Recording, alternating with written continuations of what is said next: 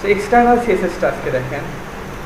External CSS কি, এখানে একটা আমি নতুন ফাইল নিব, সেই ফাইলের এক্সটেনশন হবে হচ্ছে ডট সিএসএস, ঠিক আছে। আমরা গত ক্লাসে কি দেখছি যে আমরা চাইলে হেডের ভিতরে স্টাইল ট্যাগের ভিতরে ইন্টারনাল সিএসএস করতে পারি, তাই না? এবং আমরা চাইলে ইনলাইন সিএসএস করতে পারি ট্যাগের ভিতরে, ঠিক আছে। যারা গত ক্লাসে ছিলেন ওরা হয়তো বুঝবেন। আচ্ছা, সো নতুন একটা ফাইল আমি এখানে চাইলে ক্রিয়েট করতে পারি, আবার কি ভিএস কোড থেকেও কিন্তু আমরা চাইলে ক্রিয়েট করতে পারি, ঠিক আছে। ভিএস কোড থেকে ক্রিয়েট করলেই কিন্তু ফোল্ডারে চলে আসবে অটোমেটিক। সো ভিএস কোডে আমি একটা নতুন ফাইল ক্রিয়েট করি, এখানে ক্লিক করি, দেন নাম দেবো কি স্টাইল ডট সিএসএস। সেইটার নামগুলো আসলে সবাই ফলো করে সেই জন্য, বাট নাম কিন্তু স্টাইল দিতে হবে এমন কিন্তু না, আপনি চাইলে যে কোনো নাম দিতে পারেন আপনার ইচ্ছা মতো, ঠিক আছে। তবে সবাই যেটা ফলো করে এটা ফলো করে ভালো, তাহলে বুঝতে সুবিধা হবে, ঠিক আছে। তো স্টাইল ডট সিএসএস, লাস্টে দেখেন ডট সিএসএস, তার মানে এটা একটা ক্যাসকেডিং স্টাইল শিট ডিজাইন। এখন এখানে মনে করেন আমি একটা পি নিলাম, কিছু একটা লিখলাম, লরেন দেখাইছিলাম আপনাদের, লরেন লিখলাম, লরেন 20 দেওয়ার পরে কি ট্যাপ দিলে 20টা ওয়ার্ড চলে আসবে। এবং দেখেন আবার এই সমস্যাটা আছে, ডান পাশে চলে যায়, সেটাকে কি অফ করে দেওয়ার জন্য ভিউ থেকে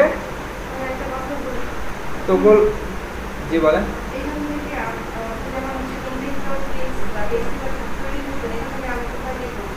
আপনাকে একটা ফোল্ডার ক্রিয়েট করতে হবে, এখানে না, আপনি পিসিতে একটা ফোল্ডার ক্রিয়েট করেন, করার পরে অপশন থেকে ওপেন উইথ ভিএস কোড এটা দিতে হবে। আচ্ছা খেয়াল করেন, সরি দেখেন,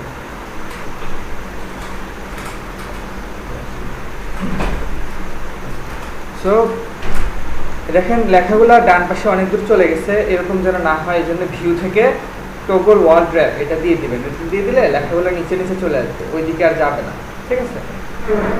সো নিলাম, এখন কি আমি পি কে ডিজাইন করতে চাই, তাই না? পি কে ডিজাইন করতে চাইলে আমরা ইনলাইন সিএসএস ইজিলি করতে পারতাম, ভিতরে এক্সটার্নাল করতে চাইলে হেডের ভিতরে স্টাইল ট্যাগের ভিতরে করতে পারতাম।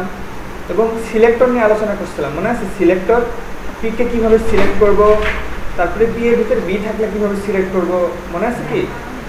পি কে সিলেক্ট করতে চাইলে কি শুধু পি, তারপরে সেকেন্ড ব্র্যাকেট, তার ব্র্যাকেটের ভিতরে প্রপার্টি এবং ভ্যালু।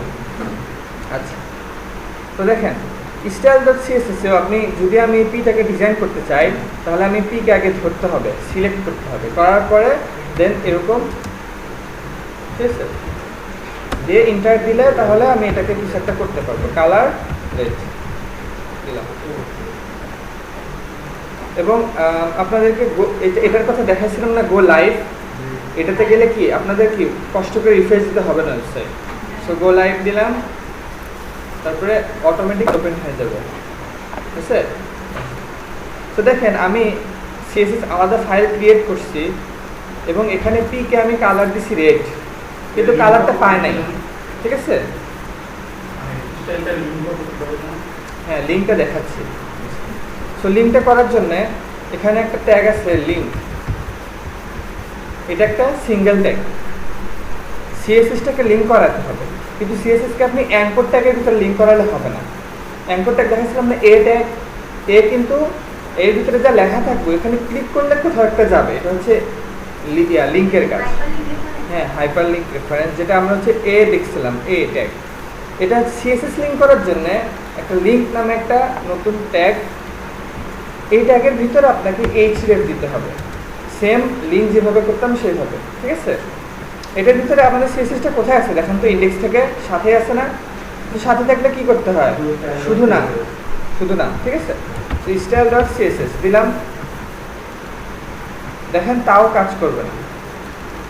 এখন এই লিঙ্ক ট্যাগটা আগে খেয়াল করেন, মেটা ট্যাগ দুইটা আছে তাই না, কিন্তু শুধুমাত্র অ্যাট্রিবিউটের কারণে তাদের আচার আচরণ ভিন্ন না, তাদের বিহেভ ভিন্ন, কিন্তু গত ক্লাসে বলছিলাম। সো লিঙ্কেরও বেশ কিছু অ্যাট্রিবিউট আছে, ঠিক আছে। এর মধ্যে একটা অ্যাট্রিবিউট হচ্ছে আরইএল, আরইএল মানে হচ্ছে রিলেশন, ঠিক আছে। আরইএল অ্যাট্রিবিউটের ভিতরে লিখতে হবে আপনি কি টাইপের ফাইল লিঙ্ক করতেছেন। আমরা কি টাইপের ফাইল লিঙ্ক করতেছি, সিএসএস না? সিএসএস ফুল মিনিং কি, ক্যাসকেডিং স্টাইল শিট। তো শুধু ধরেন স্টাইল শিট, আমরা একটা ফাইল অ্যাড করতেছি, সেটা হচ্ছে একটা স্টাইল ফাইল, ঠিক আছে। সো এখানে লিখে দিতে হবে স্টাইল শিট, তো এটা যখন লিখে দিব তখন লিঙ্ক বুঝে নিবে যে হ্যাঁ আমি এখানে যে ফাইলটা লিঙ্ক করছি এইচএফ এর ভিতরে, এই ফাইলটা হচ্ছে স্টাইলশিপ, ঠিক আছে, এবং এটা রিলেশনশিপ হচ্ছে কি স্টাইলশিপ আর এটা দিতেই হবে, এটা যেহেতু এখন দিছি, এখন HTML এর সঙ্গে এই CSS এর লিঙ্ক হয়ে গেছে। ওকে, এখন আমি পি কে রেড কালার দিছি, এটা পাবে, দেখেন পাইছে, এটাই হচ্ছে এক্সটার্নাল CSS। এখন আমরা যখন একটা ওয়েব ডিজাইন করব তখন আমাদের CSS অলওয়েজ এক্সটার্নালি আমরা ইউজ করব, ঠিক আছে। আচ্ছা আচ্ছা দেখেন, এখন খেয়াল করেন সিলেক্টর আমি দেখাইছিলাম কি শুধু একটা ট্যাগ নাম থাকলে সেই ট্যাগের নাম দিলেই সিলেক্ট করতে পারবো, তাই না? সো এখানে যদি আরও পি থাকে সবগুলো পি কিন্তু সিলেক্ট হয়ে যাবে, যেহেতু আমি এখানে পি লিখছি শুধু, এবং পি এর ভিতরে যদি বি থাকে বা অন্য কোনো ট্যাগ থাকে তাহলে কিভাবে দিব, পি তারপরে কি সেই ট্যাগের নাম দিলে কি হবে, পি এর ভিতরে বি, এটা বোঝাবে। মনে হয়তো আপনাদের দেখাইছিলাম তো, হ্যাঁ। সো পি এর ভিতরে যদি বি থাকে তার মানে পি স্পেস বি, তার মানে পি এর ভিতরে যে বিটা আছে তাকে কালার রেড দাও। সো আমাদের পি এর ভিতরে বি নাই, ইনকেস যদি থাকতো, জাস্ট আপনাদের মনে করে দেওয়ার জন্য আমি এটা করতেছি, বি যদি থাকতো এখানে বোল্ড টেক্সট, যেহেতু পি এর ভিতরে বি আছে আমি এখানে বলেছি পি এর ভিতরে বি, তাহলে দেখেন এই বোল্ড টেক্সটটা কি লাল হয়ে গেছে, রাইট। এখন আমরা আরো সিলেক্টর নিয়ে আলোচনা করব। এখানে আমরা কি দুইটা সিলেক্টর দেখছি, একটা হচ্ছে ট্যাগ সিলেক্টর, শুধু ট্যাগের নাম, এটাও কিন্তু ট্যাগ সিলেক্টর, ঠিক আছে। ওকে, এখন যদি এরকম হতো বি এর ভিতরে আবার আই আছে তাহলে কিভাবে লিখতাম বলেন তো, বি এর ভিতরে আই আছে তাহলে কিভাবে লিখতাম, মনে করেন পি এর ভিতরে বি, বি এর ভিতরে আই, তাহলে কিভাবে লিখতাম, PBI, ঠিক আছে। তার মানে বোঝাবে পি এর ভিতরে বি, বি এর ভিতরে আই। ওকে, এটা একটু ক্লিয়ার হয় না, কারণ এরকম আমরা প্রায় সময় করতে হবে। আচ্ছা, সো এটা গেল পি। এখন একটা কোশ্চেন আপনার আসতেই পারে, যে আসা উচিত যে আমার ওয়েবসাইটে তো পি অনেকগুলো থাকবে, একটা ব্লগ ওয়েবসাইটে তো আপনার পি অনেক থাকে না, বড় বড় আর্টিকেল থাকে, কিন্তু আপনি চাচ্ছেন যে কিছু আর্টিকেলের কালার হবে এরকম, আবার কিছু আর্টিকেলের কালার হবে সবুজ, কিছু আর্টিকেলের কালার হবে লাল, কথার কথা ধরেন। কিন্তু আমি যদি পি কে সিলেক্ট করি তাহলে আমি এটা কিভাবে বলবো যে এই পি কালার রেড দাও, এই পি কালার গ্রিন দাও, এটা কিন্তু বলার কোনো ওয়ে নাই, ঠিক আছে। দেখেন আমি এখন পি দিচ্ছি জন্য সব পি পাচ্ছি, কিন্তু আমি যদি এরকম চাইতাম যে আমি প্রথম পিটা হচ্ছে লাল চাই বা দ্বিতীয় পিটা আমি গ্রিন চাই, সো আমি আরেকটা পি নিলাম, সেম দিলাম, ঠিক আছে, একটু ফাঁকা করি, এইটাতেও লাল হবে, তাই না, এটাও লাল হবে, এটা বোল্ড আমি সরাই দিই, আর এখানে জাস্ট দুইটা লাল থাকছে, কারণ আমি চাচ্ছি যে না এটাকে লাল আর এটাকে দেবো গ্রিন। সো এখন আরেকটা নতুন দুইটা সিলেক্টরের সাথে পরিচিত হন, একটা হচ্ছে ক্লাস আর একটা হচ্ছে আইডি। ক্লাস নিয়ে আলোচনা, ক্লাসটা কেমন, ক্লাসটা হচ্ছে একটা অ্যাট্রিবিউট, আপনি যে ট্যাগটাকে ধরতে চান বা আপনি যদি দুইটা ট্যাগকে আলাদা করে ডিজাইন করতে চান তাহলে আপনার ক্লাস লাগবে। ক্লাসটা হচ্ছে এরকম, ক্লাস অ্যাট্রিবিউটের নাম হচ্ছে ক্লাস, এবং এর ভিতরে আপনি যা খুশি আপনার ইচ্ছা মতো একটা নাম দিবেন, এটা আপনার ইচ্ছা, এবং সেই নামকে ধরে ডিজাইন করবেন, বুঝলেন না? দেখেন আমি তো মাত্র বললাম না দুইটা থেকে আলাদা কালার দিতে চাই, হ্যাঁ দেখেন বলি। আচ্ছা দেখেন এখানে আমি বলছি যে আপনার খুশি মতো একটা নাম দিবেন, আমি নাম দিলাম প্যারাগ্রাফ, ঠিক আছে, প্যারাগ্রাফ নাম দিলাম। এখন এই প্যারাগ্রাফটাকে আমি ধরতে পারবো, সিলেক্ট করতে পারবো, এটাকে বলা হচ্ছে ক্লাস সিলেক্টর।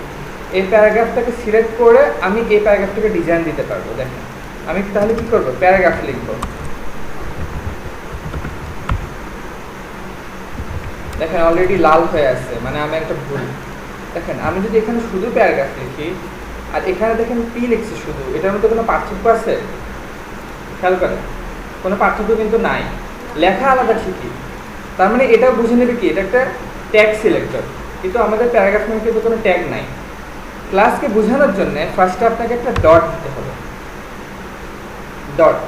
ডট দেওয়া মানে আপনি একটা প্যারাগ্রাফকে সিলেক্ট করছেন, একটা ক্লাস প্যারাগ্রাফ, এই যে ক্লাস প্যারাগ্রাফ, এটাকে যে আমি সিলেক্ট করছি, এটা সিলেক্ট করার জন্য আমাকে ডট দিতে হবে। ডট দিলাম। এখন যদি আমি একটা ডিজাইন দিই, কালার যদি দিই গ্রিন, দেখেন বুঝছে? দেখেন প্রথমটা হচ্ছে গ্রিন, দ্বিতীয়টা হচ্ছে লাল।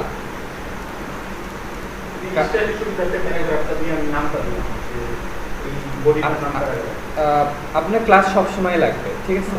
আপনি শুধু ট্যাগ দিয়ে ডিজাইন করতে গেলে আপনার প্রচুর সমস্যা হবে, কারণ একই রকম ট্যাগ অনেকগুলো থাকে, কিন্তু এক একটা ট্যাগের এক একটা ডিজাইন করতে চাইলে আপনি শুধু ট্যাগ নেম দিয়ে ডিজাইন করা কিন্তু কঠিন হবে না, সবগুলোতে অ্যাপ্লাই হয়ে যাবে। সো এই জন্য হ্যাঁ, ক্লাস দিয়ে ডিফারেন্স করা যাবে, ঠিক আছে? আপনার ইচ্ছা মতো নাম দিবেন। আপনি 110 দিতে চাচ্ছেন না কি বললেন? হ্যাঁ, 001 দিতে চাইলে দেন। তাহলে এখানে কি করবেন? এটা কি লিখবেন? 001 দেন। এটা সম্ভবত ভুল ধরবে। সো দেখেন, নাম্বার দিয়ে ক্লাসের নাম শুরু হওয়া যাবে না। নাম্বার পরে দিতে পারবেন, বাট প্রথমে না। দেখেন আপনার এটাই যদি আমি এখন এমনি জাস্ট লিখি প্যারা, দেন আমি একটা হাইফেন দিতে পারবো, বা আমি যদি কিছুই না দিই তাও এটা কাজ করবে, কিন্তু ফার্স্টে আপনি নাম্বার দিয়ে শুরু করতে পারবেন না, ঠিক আছে? এটা একটা point. So class name number দিয়ে শুরু করতে পারবেন না, কিন্তু এমনিতে যে কোনো লেটার দিয়ে শুরু করেন। আর হ্যাঁ, ক্লাস নেমের একটা মিনিং দিবেন, মানে আচ্ছা নেমের একটা মিনিং থাকবে। আপনি যে নামটা দিবেন সেটা কোন ট্যাগে দিচ্ছেন, ট্যাগটা কি বিষয় বা কি কাজ করবে, সেইভাবে একটা নাম দিবেন, তাহলে আপনারই বুঝতে সুবিধা হবে, ঠিক আছে? যেমন প্যারাগ্রাফ আমি এমনি লিখলাম প্যারা, জাস্ট এমনি। অথবা এটা যদি আর্টিকেল হয় তাহলে আমি লিখলাম কি আর্টিকেল, ঠিক আছে? বা এটা যদি আমার টাইটেল হয় তাহলে লিখলাম কি টাইটেল। হ্যাঁ হ্যাঁ, এটা ধরার জন্য, সবাইকে ডিফারেন্স আলাদা আলাদাভাবে ধরার জন্য, ঠিক আছে? এটা ক্লাস।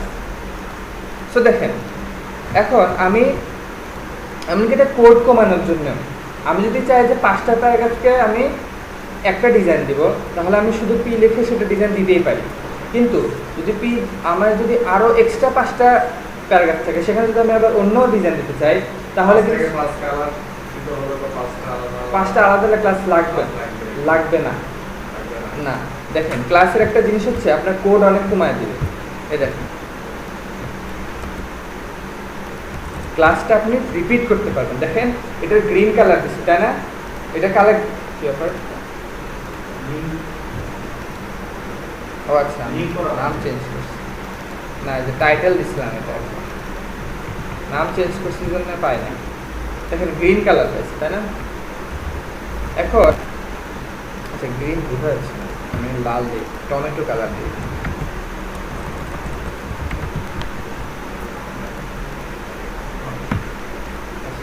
এখন দেখেন ক্লাসের পাওয়ার হচ্ছে, মনে করেন যে এই ক্লাসে যে স্টাইলটা পাইছে আপনি এটাকেও চান, তাহলে কি করবেন? শুধু এই ক্লাসে এই যে নামটা এটাই আবার দিয়ে দিবেন, তাহলে এটাতেও সেই ডিজাইনটা পাবে। সেটা আমাদের প্রায় সময় লাগবে। এখন এটাকে আপনি ক্লাস দিয়ে টাইটেল দিয়ে দেন, দিয়ে দেখেন এখানে ডিজাইন নাই, যদি আমি সেভ দিই তাহলে এটাতেও ডিজাইন পেয়ে যাবে, ঠিক আছে?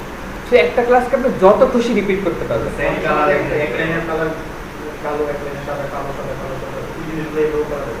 এইভাবে যদি করতেছেন তাহলে আলাদা ক্লাস লাগবে, আলাদা ডিজাইন করতে হবে। কিন্তু মনে করেন আপনি একটা ডিজাইন করছেন, বাট চাচ্ছেন ওই ডিজাইনটা সবাই পাক বা বিশেষ কেউ পাক, তাহলে তাদেরকে ক্লাসে ওই নামটা দিয়ে দিবেন, সবাই ওই একটা ডিজাইন করে রাখছেন, ওটা থেকে ডিজাইন পাবে, ঠিক আছে? বুঝতে পারছেন ব্যাপারটা? তো যত ইচ্ছা ক্লাস রিপিট করতে পারবেন। এরকম টাইটেল আমি আর 100টা দিতে পারি, কোনো সমস্যা। সেম কালার বা সেম ডিজাইন, সেক্ষেত্রে আরেকটা আইডিয়া আছে, সেটা হচ্ছে আরেকটা কনসেপ্ট, সেটা হচ্ছে আইডি। সেটা সেম ক্লাসের মধ্যে সেম, শুধু একটা ডিফারেন্স। দেখেন এটার নাম হচ্ছে আইডি, এটাও সেম, এটাতে আপনি ইচ্ছা মতো একটা নাম দিবেন, ঠিক আছে? পার্থক্য হচ্ছে আইডিটাকে ধরার জন্য আপনার এখানে হ্যাশ দিতে হবে, হ্যাশ, ডটের জায়গাতে হ্যাশ। এই যে দেখেন এটাও টাইটেল, তাই না? কিন্তু দুইটা আসলে আলাদা। এটা ক্লাস, এটা আইডি, ঠিক আছে? সেম আইডি আর ক্লাস হচ্ছে দুইজনই একই কাজ করে, কিন্তু একটা পার্থক্য আছে, আইডিকে আপনি রিপিট করতে পারবেন না, শুধু এটাই পার্থক্য। হ্যাঁ, আইডি আলাদা দিতে পারবেন কিন্তু একই নামে রিপিট করতে পারবেন না, ঠিক আছে। এবং আইডি ধরার সিস্টেমটাও আলাদা, হ্যাশ দিয়ে যদি আমি এখানে টাইটেল দিই, দিয়ে যদি আমি এটাকে একটা আলাদা ডিজাইন দিই, এটা কি দিব, মনে করেন ব্লু যদি দিই, দেখেন দুইটাই টাইটেল কিন্তু দুইটা আলাদা, দেখছেন ব্যাপারটা ক্লিয়ার হয়েছে। ক্লাস দিয়েও ধরার জন্যেই, সিলেক্ট করার জন্য ক্লাস সিলেক্টর আইডিও সেম, দুইটার মধ্যে শুধু দুইটাই পার্থক্য, ক্লাস ধরার জন্য ডট ইউজ করতে হবে ফার্স্টে। ডটটা কিন্তু আবার আলাদা হওয়া যাবে না, এরকম হওয়া যাবে না, কিন্তু এরকম হলে কিন্তু কাজ করবে না। দেখেন রেড হয়ে গেছে অলরেডি। ভিএস কোড আপনাকে প্রচুর হেল্প করবে প্রতি ক্ষেত্রে। যখনই দেখবেন যে একটা দাগ আসছে বা ওয়ার্নিং এর মতো চিহ্ন আসছে বা দেখেন ফাইলের কালার চেঞ্জ হয়ে গেছে, তখনই বুঝবেন যে আপনি কোনো একটা ভুল করছেন, ঠিক আছে। দেখেন এখন আবার লাগিয়ে দিয়ে দেখেন চলে গেছে সব। তো দুইটা পার্থক্য, ডট আর হচ্ছে হ্যাশ। আইডি ধরতে হয় হ্যাশ দিয়ে, আর আইডি রিপিট করা যাবে না সেম নাম, ক্লাস যত ইচ্ছে রিপিট করা যাবে। ওকে, ঠিক আছে, এটা গেল পয়েন্ট। এখন আরেকটা কাহিনী আছে, হচ্ছে স্পেসিফিসিটি, ঠিক আছে। এখন দেখেন আমি একে, আচ্ছা আমি আইডি থাক, দেখেন এটাতে প্রথমটা এটা খেয়াল করেন, এটাকে আমি টাইটেল দিচ্ছি, টাইটেল দিয়ে একটা ডিজাইন দিচ্ছি, তাই না। আমি এটাকে শুধু পি দিয়ে তো দিচ্ছিলাম, মনে আছে, শুধু পি দিয়েও কিন্তু দিচ্ছিলাম।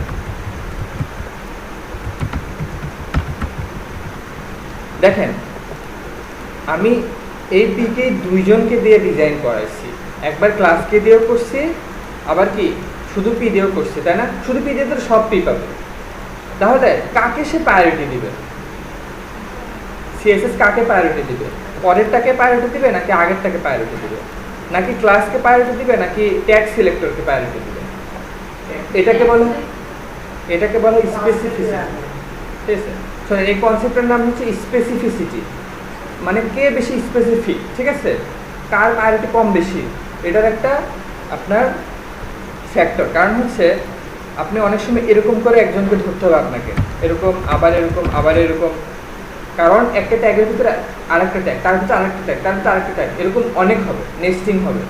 এবং ভিতরে যাওয়ার জন্য আপনাকে এইভাবে যখন ধরতে হবে, তখন কিন্তু আপনার এই স্পেসিফিকটা ম্যাটার করবে, ঠিক আছে। আচ্ছা, স্পেসিফিকটা অনেক সমস্যা হবে, পরে আমি দেখাচ্ছি, একটু বুঝেন আগে।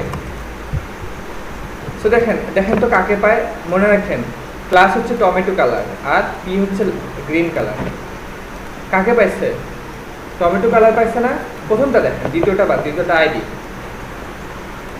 আচ্ছা আইডিটা সরায় দিই, আপনাদের কনফিউশন হচ্ছে, আইডি পিটাই বাদ দিই, আগে আপনি বুঝেন, স্পেসিফিসিটিটা বুঝেন। দেখছেন। সো একটা জিনিস মাথায় নিয়ে নেন, ট্যাগ সিলেক্টরের চেয়ে ক্লাস এবং আইডি সিলেক্টরের প্রায়োরিটি বেশি, ঠিক আছে, এটা দুইটার প্রায়োরিটি বেশি। আচ্ছা, আবার আরেকটা ব্যাপার আছে, যে নিচে থাকবে তার আবার প্রায়োরিটি বেশি। অবশ্য এক্ষেত্রে নিচে থাকে লাভ নাই। দেখেন এক্ষেত্রে যদি আমি পিটা যদি নিচে রাখি, দেখেন কাজ করে কিনা, কাজ করছে, করে নাই। কিন্তু যদি আমি পি আরেকটা দিতাম, মানে একই টাইপের দুইটা আছে, একই টাইপের দুইটা, মনে করেন আবার যদি আমি কালার দিই, এখন যদি আমি দিই ব্লু, দেখেন তো এখন কি হয়েছে, প্রথমে আসছে টাইটেলের প্রায়োরিটি সবচেয়ে বেশি, তাই না। টাইটেল প্রায়োরিটি সবচেয়ে বেশি, টাইটেলই আছে, এখন আছে না, মাত্র কি বলছি, ট্যাগের প্রায়োরিটির চেয়ে তার প্রায়োরিটি বেশি ক্লাসে। কিন্তু দেখেন আমি দুইবার আবার পি দিচ্ছি এখানে, এগুলো তো এমনিতেই পাবে না, যেহেতু এটা প্রায়োরিটি বেশি, আমি এটা অফ করে দিই, আপাতত আমি ক্লাস বাদ দিয়ে দিলাম। দেখেন তো আমি একই কাজ দুইবার করছি, কিন্তু প্রথমবার দিছি গ্রিন, পরের বার দিছি ব্লু। কার প্রায়োরিটি এখন বেশি পাবে, যে নিচে থাকবে সে হচ্ছে আপডেট, আগেরটাকে সে ওভাররাইড করে দেবে, আগেরটাকে সে সরাই দিয়ে তারটা বসাবে, ঠিক আছে। হ্যাঁ, ক্লাস যদি একই রকম দুইটা নেন, পরেরটা পাবে, আগেরটা পাবে না, ঠিক আছে। সো দুইটা জিনিস মাথায় রাখতে হবে, এক হচ্ছে সিলেক্টরের প্রায়োরিটি, আবার লাইন বাই লাইন প্রায়োরিটি, ঠিক আছে?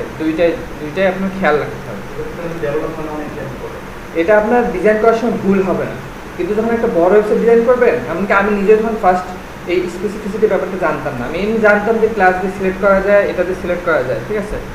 কিন্তু আপনার দেখা গেছে কি আমি সিলেক্ট করছি বাট আমারটা কাজ করে না। কেন করে না? আমি তো ঠিকই সিলেক্ট করছি, দেখা গেছে যে প্রায়োরিটি প্রবলেমের কারণে আমার ওটা কাজ করে না, ঠিক আছে? দেখেন আরও একটা ব্যাপার আছে, মনে করেন আমি এই পি এর ভিতরে আরেকটা বি নিব, আরেকটা সিচুয়েশন আপনাদের দেখাচ্ছি। এই সিচুয়েশনগুলো খুবই ইম্পর্টেন্ট, যদি আপনি মনে না রাখেন আপনার প্রচুর মানে ডিজাইনে গিয়ে সমস্যা হলে আপনি বুঝতে পারবেন এটা কেন হচ্ছে।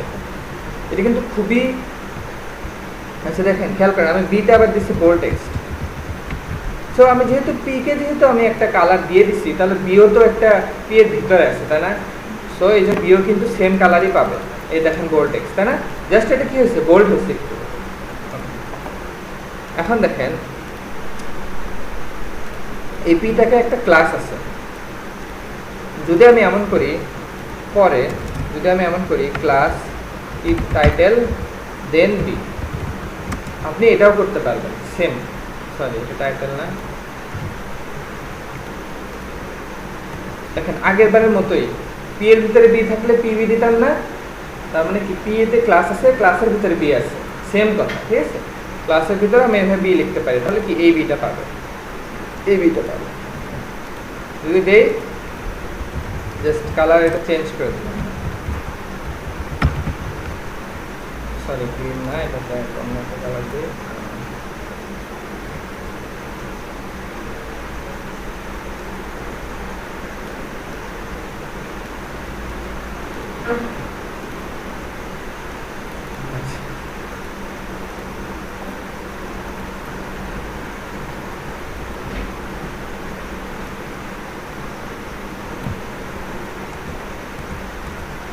এখন আর একটু কনফিউশনে ফেলা দেয় আপনাদের। দেখেন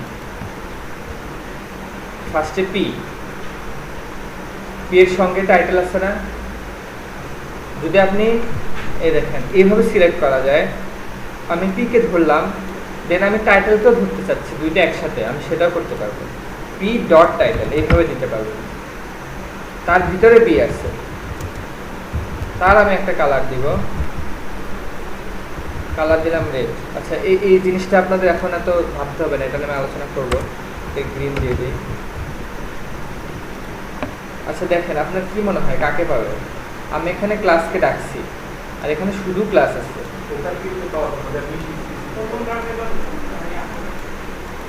প্রথমটা পাইছে। একটা জিনিস খেয়াল করেন, আচ্ছা আমি আপনাদের এখন এটা দেখাতে পারতেছি না, আসলে যদি ভালোভাবে দেখাতাম, মনে করেন এরকম থাকতে পারে বি বি, দেন তারপরে একটা ক্লাস আছে একটা ট্যাগে, দেন তার ভিতরে আবার বি আছে, এরকম হতে পারে, ঠিক আছে? জাস্ট বোঝানোর জন্য বলতেছি, ঠিক আছে? মনে করেন এটাকে এক্স মনে করেন, এটাকে ওয়াই মনে করেন, মনে করেন যে প্রথমে একটা ট্যাগ আছে, তার ভিতরে আরেকটা ট্যাগ আছে, তার ভিতরে যে ট্যাগ আছে তার আবার একটা ক্লাস আছে, হ্যাঁ, তার ভিতরে আবার আরেকটা ট্যাগ আছে, ঠিক আছে? এখন দেখেন কথা হচ্ছে এখানে স্পেসিফিসিটি একটা নাম্বার দিয়ে আপনার হিসাব করতে হবে যে স্পেসিফিসিটি ঠিক আছে কিনা। এরকম সেম যদি আপনি আবার ধরতে চান আরেকভাবে ধরতে পারবেন, এটাকে আমি চাইলে এইভাবে ধরতে পারবো, আমি ওয়াইটা বাদ দিয়ে দিতে পারবো চাইলে,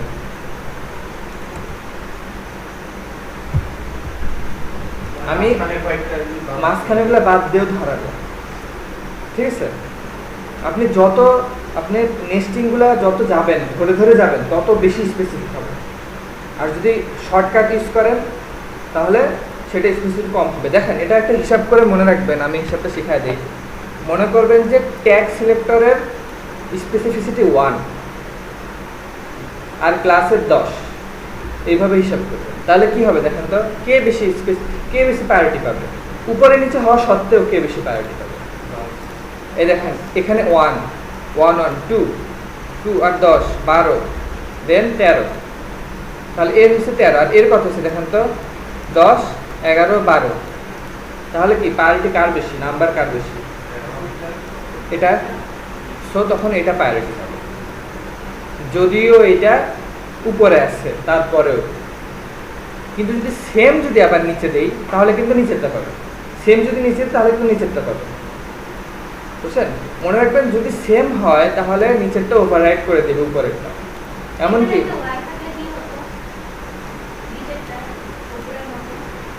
তাহলে নিচেরটা পাবে, সেম হলে নিচেরটা অলওয়েজ আপডেটটা পাবে। কিন্তু এমনও হতে পারে নিচেরটার প্রায়োরিটি বেশি, তাহলে কিন্তু আবার নিচেরটা পাবে। আগে প্রায়োরিটি, দেন হচ্ছে কে নিচে উপরে, ঠিক আছে? এটা যে ওইভাবে হিসাব করবেন, আমি এইভাবে মনে রাখি আর কি, কারণ এটা আসলে আপনার একটু প্রথম দিকে দেখা যাবে এখন আপনি বুঝতেছেন, কিন্তু যখন ডিজাইন করতে যাবেন অনেক সিলেক্টর দিয়ে ভরে যাবে আপনার পেজ, তখন আপনার ওই প্রায়োরিটিটা আপনার হিসাবে দেখা যাবে হিজিবিজি লাগবে, ঠিক আছে? এই জন্য এটা এভাবে মনে রাখবেন, ট্যাগ সিলেক্টরকে 1 দিবেন, ক্লাস আর আইডিকে দিবেন 10, ক্লাস আর আইডি সেম, ক্লাস আর আইডির প্রায়োরিটি সেম, ঠিক আছে 10, ওকে? অথবা আপনি যদি আমার কথা মনে রাখতে না পারেন এখানে সার্চ দেবেন সিএসএস সিলেক্টর স্পেসিফিসিটি, এখানে ফটো তো যদি যান, এই দেখেন এখন অনেক কিছু বুঝাইছে।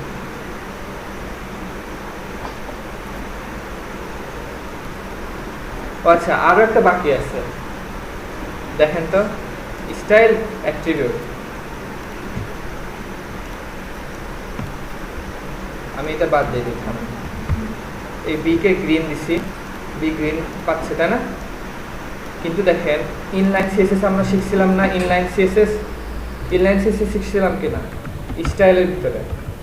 এখন যদি আমি একটা কালার দিই, এখন যদি আমি রেড দিয়ে দিই, এখন দেখেন তো আরো কনফিউশন, কে পাবে? আমি তো ট্যাগের ভিতরে দিছি, আবার বাহিরে আবার ক্লাসকে কল করে দিচ্ছি, কে পাবে তাহলে? এখন রেড পাইছে, তার মানে কি ইনলাইনের পাওয়ার সবচেয়ে বেশি,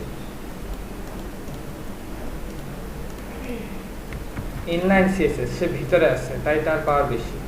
আবার যদি আমি এখানে যদি স্টাইল ট্যাগ দিই, ব্যাপারটা একটু কনফিউশন লাগতেছে।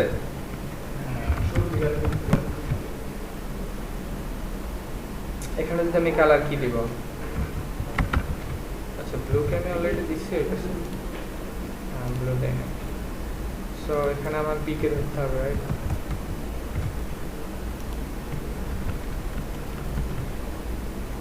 দেখেন এখানে আমি আবার দেখেন বি সেম বি কে এখানে ব্লু ইন্টারনালে, ইনলাইনের ভিতরে রেড, আবার ওইদিকে ক্লাস দিয়ে, আচ্ছা ক্লাসটা সরাই দিই, ক্লাসে যেহেতু প্রায়োরিটি বেশি, আবার এখানে গ্রিন, কে পাবে কি মনে হয়?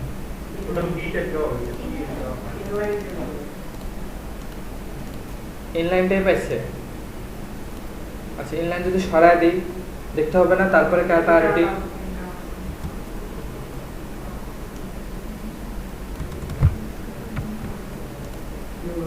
ইন্টারনাল, ঠিক আছে। সো স্পেসিফিসিটি শেষ।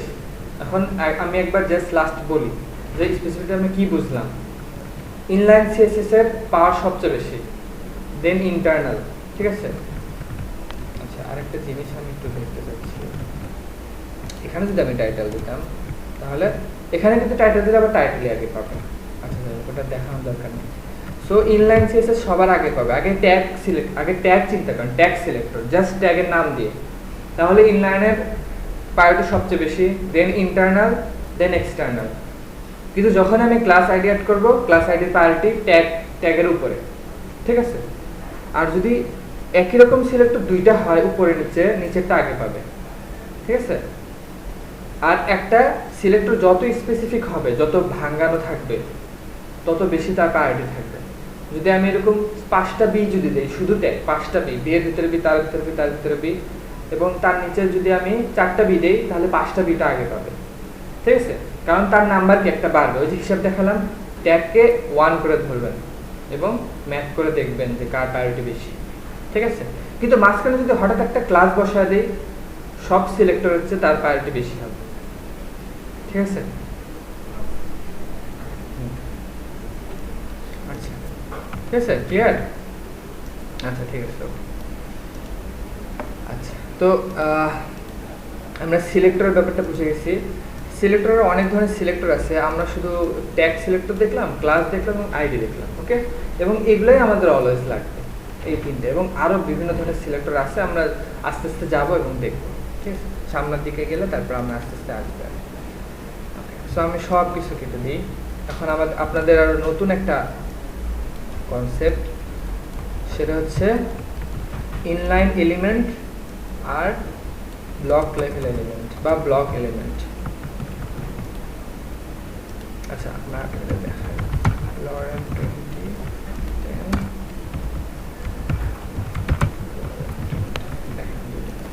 দেখেন দুইটা প্যারাগ্রাফ লিখছি, কিন্তু দুইটা প্যারাগ্রাফ চাইলে কিন্তু দুইটা একসাথে পাশাপাশি আসতে পারতো, কিন্তু আবার আর একটা দেখেন বি লিখছি, দেখেন বি লিখি বোল্ড টেক্সট, এবং আরেকটা বি দিই বোল্ড টেক্সট। খেয়াল করেন দুইটা পি পাশাপাশি, যখন দুইটা পি উপরে নিচে লিখছি এবং দুইটা বোল্ড উপরে নিচে লিখছি, কিন্তু দেখেন বোল্ড লেখাগুলো পাশাপাশি আসছে, দেখছেন? আচ্ছা, পাশাপাশি আমি এত লিখলাম না, আমি আরো কমায় লিখি, তাহলে আপনাদের বুঝতে সুবিধা হবে, ঠিক আছে। Paragraph text, just paragraph text লিখলাম এখানে, আর কিছু না। আমি আপনাদের এটা দেখেন, এটা একটা অন্য কারণ আছে। দেখেন প্যারাগ্রাফ দুইটা দিছি, এখানে এত জায়গা থাকা সত্ত্বেও সে নিচে গেছে পরের প্যারাগ্রাফ, কিন্তু বোল্ড টেক্সট যখন দুইটা দিছি পাশাপাশি আসছে, ঠিক আছে। এরকম কেন? এখন এটার যেটা কনসেপ্ট সেটা হচ্ছে ইনলাইন এলিমেন্ট। আমি বলছিলাম না প্রত্যেকটা এইচটিএমের ভিতরে প্রত্যেকটা জিনিস এক একটা এলিমেন্ট, প্রত্যেকটা মনে করেন এই যে প্যারাগ্রাফ, এটা একটা এলিমেন্ট, এটা একটা এলিমেন্ট, এটা একটা এলিমেন্ট, অর্থাৎ আমাদের এইচটিএমের যত কন্টেন্ট আছে প্রত্যেকটা ইন্ডিভিজুয়ালি এক একটা এলিমেন্ট, ঠিক আছে। সো এখানে দুইটা আইডিয়া আছে, সেটা হচ্ছে ইনলাইন এলিমেন্ট আর হচ্ছে ব্লক লেভেল এলিমেন্ট, বা ব্লক এলিমেন্ট বা ইনলাইন এলিমেন্ট। তো ইনলাইন এলিমেন্ট বলতে বোঝায় সেই সব ট্যাগ বা সেই সব এলিমেন্ট যেগুলো হচ্ছে আপনার তার যতটুকু জায়গা দরকার সে ততটুকুই নেয়, আর তার ডান পাশে ফাঁকা রাখে, অন্য কেউ চাইলে সেখানে জায়গা নিতে পারবে। কিন্তু কিছু ট্যাগ আছে তাকে আপনি লেখা কম দিলেও সে ফুল জায়গা নিয়ে নেবে, অর্থাৎ সে স্ক্রিনের এই পাশ থেকে ফুল নিয়ে নিচ্ছে, পুরোটাই নিয়ে নিচ্ছে, ঠিক আছে। এই জন্যে তার ডান পাশেও কাউকে বসতে দিবে না, এমনকি আমি যদি ডান পাশে কিছু লিখিও তাকে ডান পাশে থাকতে দিবে না, এমনকি আমি বাম পাশে যদি লিখি তাকেও বাম পাশে থাকতে দিবে না, বাম পাশে লিখলে সে নিচে চলে আসবে, তাও ফুল জায়গায় নেবে, ঠিক আছে। তো এখন আপনাদের একটা নতুন একটা সিস্টেম শেখেন, যে এই যে দেখেন আমরা এই জিনিসটাতে কি স্টাইল দেওয়া আছে সেটা যদি আমরা দেখতে চাই, মনে করেন যে আমি এটাকে একটা স্টাইল দিই, ঠিক আছে, বা আমি প্যারাগ্রাফকে একটা স্টাইল দিই, পি কালার দিলাম হচ্ছে লাইন গ্রিন। এখন দেখেন প্যারাগ্রাফে কালার হয়েছে। এখন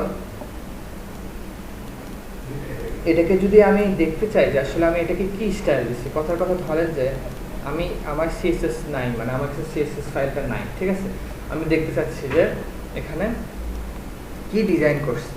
আমি এখান থেকে যে কোনো একটা ওয়েবসাইটে গিয়ে যদি আপনি অপশনে যান, দেখেন মনে করেন কথার কথা আমি ফাইবারে গেছি, গিয়ে অপশনে যাব, গিয়ে এখানে একটা বাটন আছে ইন্সপেক্ট, দেখছেন ইন্সপেক্ট, এটা যদি ক্লিক করেন দেখেন একটা বড় একটা চলে আসছে, দেখছেন কি আসছে এত হিজিবিজি। এখানে দেখেন এলিমেন্টস লেখা, এলিমেন্টস বলতে যে এই ওয়েবসাইটের যতগুলা আপনার এইচটিএমএল মানে ট্যাগ আছে সেগুলো, দেখছেন। এখানে দেখেন স্টাইলস, এই এইচটিএমএল সঙ্গে যে স্টাইলটা রিলেটেড আছে, লিঙ্ক করা আছে, সেই স্টাইলগুলো এখানে আসবে, খেয়াল করছেন। সো দেখেন এই জিনিসটা আমরা এখন একটু দেখবো। আমরা প্যারাগ্রাফকে গ্রিন কালার দিছি না, আমরা এটা দেখতে পারবো। স্যার ইন্সপেক্টে যাই, দেখেন প্যারাগ্রাফে কি কালার দিছি, এই দেখেন গ্রিন, দেখছেন। আমি কি লিখছি সেটা এখানে চলে আসছে। এখন এখান থেকে আপনি লাইভ সবকিছু করতে পারবেন সিএসএস ফাইলে না গিয়ে। এখানে যদি আমি সরাসরি রেড দিই, আপনি এখান থেকে দেখতে পারবেন, রেড দেওয়ার সঙ্গেই কালার হয়ে যাবে, ব্লু দিলে ব্লু হয়ে যাবে, ঠিক আছে। কিন্তু এই জিনিসটা এখানে সেভ হবে না, রেড দিলেই চলে যাবে। সো আপনি চাইলে এখান থেকে এটা কপি করে নিতে পারেন, এইভাবে কপি করে, সরি এইভাবে আপনি চাইলে এইভাবে কপি করে নিতে পারেন। অপশনে গিয়ে কপি নিয়ে আপনার সিএসএস ফাইলে বসায় দেন, সেভ দেন, এটা পাবেন। ঠিক আছে, সো আপনার সামনের দিনগুলোতে আমরা যাবো, এই জন্য বলতেছি। এখন দেখেন পিতে আমি কালার দিচ্ছি, বাট আমি যদি ব্যাকগ্রাউন্ড কালার দিই তাহলে বুঝতে পারবেন ইনলাইন আর ব্লকটা কি। এই দেখেন, খেয়াল করেন। আবার বিকেও কালার দিই, বিকে একটা কালার দিই, বি দেন ব্যাকগ্রাউন্ড কালার রেড। দেখেন বোঝা যায় পি কিন্তু লেখা কিন্তু এতটুকু, তাই না? কিন্তু সে ব্যাকগ্রাউন্ড পাইছে ফুল এরিয়া। এটা থেকে এটা বোঝানোর জন্য আমি এটা করছি যে সে আসলে ফুল জায়গা নিয়ে নিচ্ছে, সে জায়গা ব্লক করে রাখছে তার নিজের জন্য, এই জন্য এটা নাম ব্লক এলিমেন্ট। আর এই হচ্ছে ইনলাইন এলিমেন্ট, তার যতটুকু লাইনে তার যতটুকু জায়গা দরকার সে ততটুকুই নেবে, এর বেশি নেবে না। ঠিক আছে, এখন আপনার এটা মনে রাখতে কষ্ট হবে যে কোন ট্যাগ ইনলাইন কোন ট্যাগ ব্লক, কারণ সব ট্যাগ ব্লক না, আবার সব ট্যাগ ইনলাইন না। এই যেমন বি দেখলেন, এখন আপনারা তো অনেকগুলো ট্যাগ দেখছি না, এখন আপনাদের মনে রাখতে হবে কোনটা ব্লক কোনটা ইনলাইন। আসলে মনে রাখার কোনো দরকার না, কাজ করতে করতে আসলে মাথায় ঢুকে যাবে। মনে রাখেন প্যারাগ্রাফ, হেডিং আছে H1 থেকে H6, এগুলো হচ্ছে ব্লক লেভেল এলিমেন্ট। এরা তাদের আশেপাশে কাউকে জায়গা দেবে না, সে ফুল জায়গা একাই নেবে। ঠিক আছে, টেক্সট ছোট হোক আর বড় হোক, বড় হলে নিচে নিচে চলে আসবে, বাট ছোট হলেও কাউকে থাকতে দিবে না ডান পাশে। থাকেও না এমনিতে, আপনি কিন্তু যদি একটু চিন্তাও করেন তাও দেখবেন যে যাদের ব্লক লেভেল তারা আসলে তাদের কারণেই ব্লক লেভেল, কোনো একটা কারণে।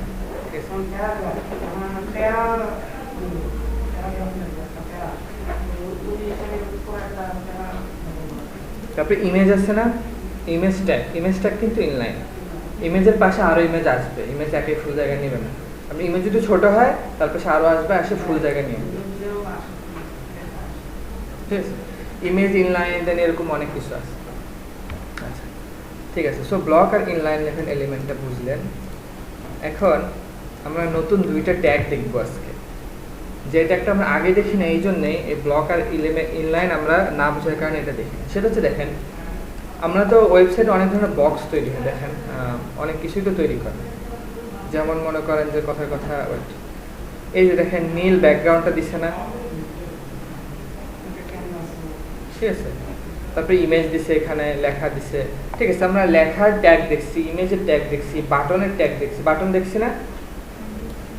কিন্তু এই যে দেখেন কোন একটা ট্যাগ নিয়ে আমরা সেটাকে ডিজাইন করে বক্স বানানো বা ব্যাকগ্রাউন্ড কালার দেওয়া, ঠিক আছে, তারপরে এই যে জায়গা ফাঁকা রাখা, দেন এই কাজগুলো করার জন্য আমাদের একটা ট্যাগ আছে। ঠিক আছে, মানে যে ট্যাগটা আপনি ছোট করে আসে মোবাইলে, ঠিক আছে, ওই জিনিসটা না, ওইটা আমরা শিখবো, ওইটা সমস্যা নেই, ওটা পরে দেখবো। ঠিক আছে, মানে আমাদের এরকম কোনো ট্যাগ এখন আমরা দেখি নাই যেটাকে আমরা যা খুশি তাই করতে পারি সেটাতে, এরকম কোনো ট্যাগ কিন্তু দেখি।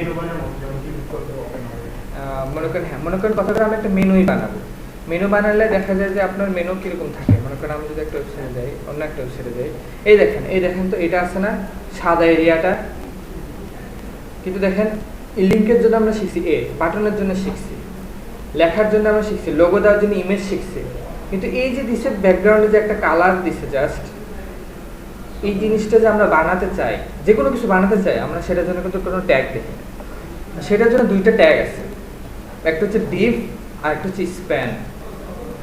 ডিভ ট্যাগের অর্থ হচ্ছে ডিভিশন। ঠিক আছে, ডিভ ট্যাগের আমরা যখন একটা ওয়েবসাইট যখন সাজাবো তখন আমাদের ডিভ ট্যাগটা লাগবে। যেমন আমি যদি লিখি ডিভ ট্যাগ, জাস্ট লেখেন, এই যে দেখেন একটা পার্ট ওয়েবসাইটের, আর একটা পার্ট দেখছেন, এই যে পার্টগুলো করছে না, ব্যাকগ্রাউন্ড কালার দিছে, তার ভিতরে লেখাগুলো দিছে, খেয়াল করছেন?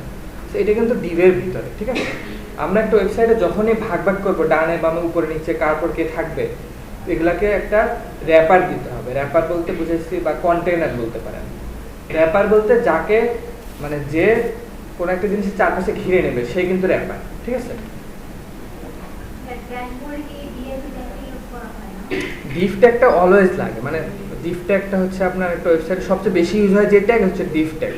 একটা সেকশনকে আলাদা করতে চাইলে ডিভ ট্যাগ লাগে। ঠিক আছে, কিন্তু ডিভ কিন্তু কোনো পাওয়ার নাই, তার ডিভটাকে আমরা যা খুশি আমরা করতে পারি। দেখেন আমি দেখাই, দেখছি ডিভ ট্যাব ডিভ লিখলাম, বা ডিভ ট্যাব লেখার পরে কিছু হবে না, আসলে কিছুই নাই। ওকে, ডিফ ট্যাগকে আমরা চাইলে যে কোনো ডিজাইন দিতে পারি, যেমন স্টাইলে আসি, ডিফ ট্যাগটাকে ধরলাম, ধরে এটাকে আমরা উইড হাইট দেখছিলাম আমরা, উইড কত দিব 400 পিক্সেল। পিক্সেল আপনাদের সাথে আলোচনা করছি,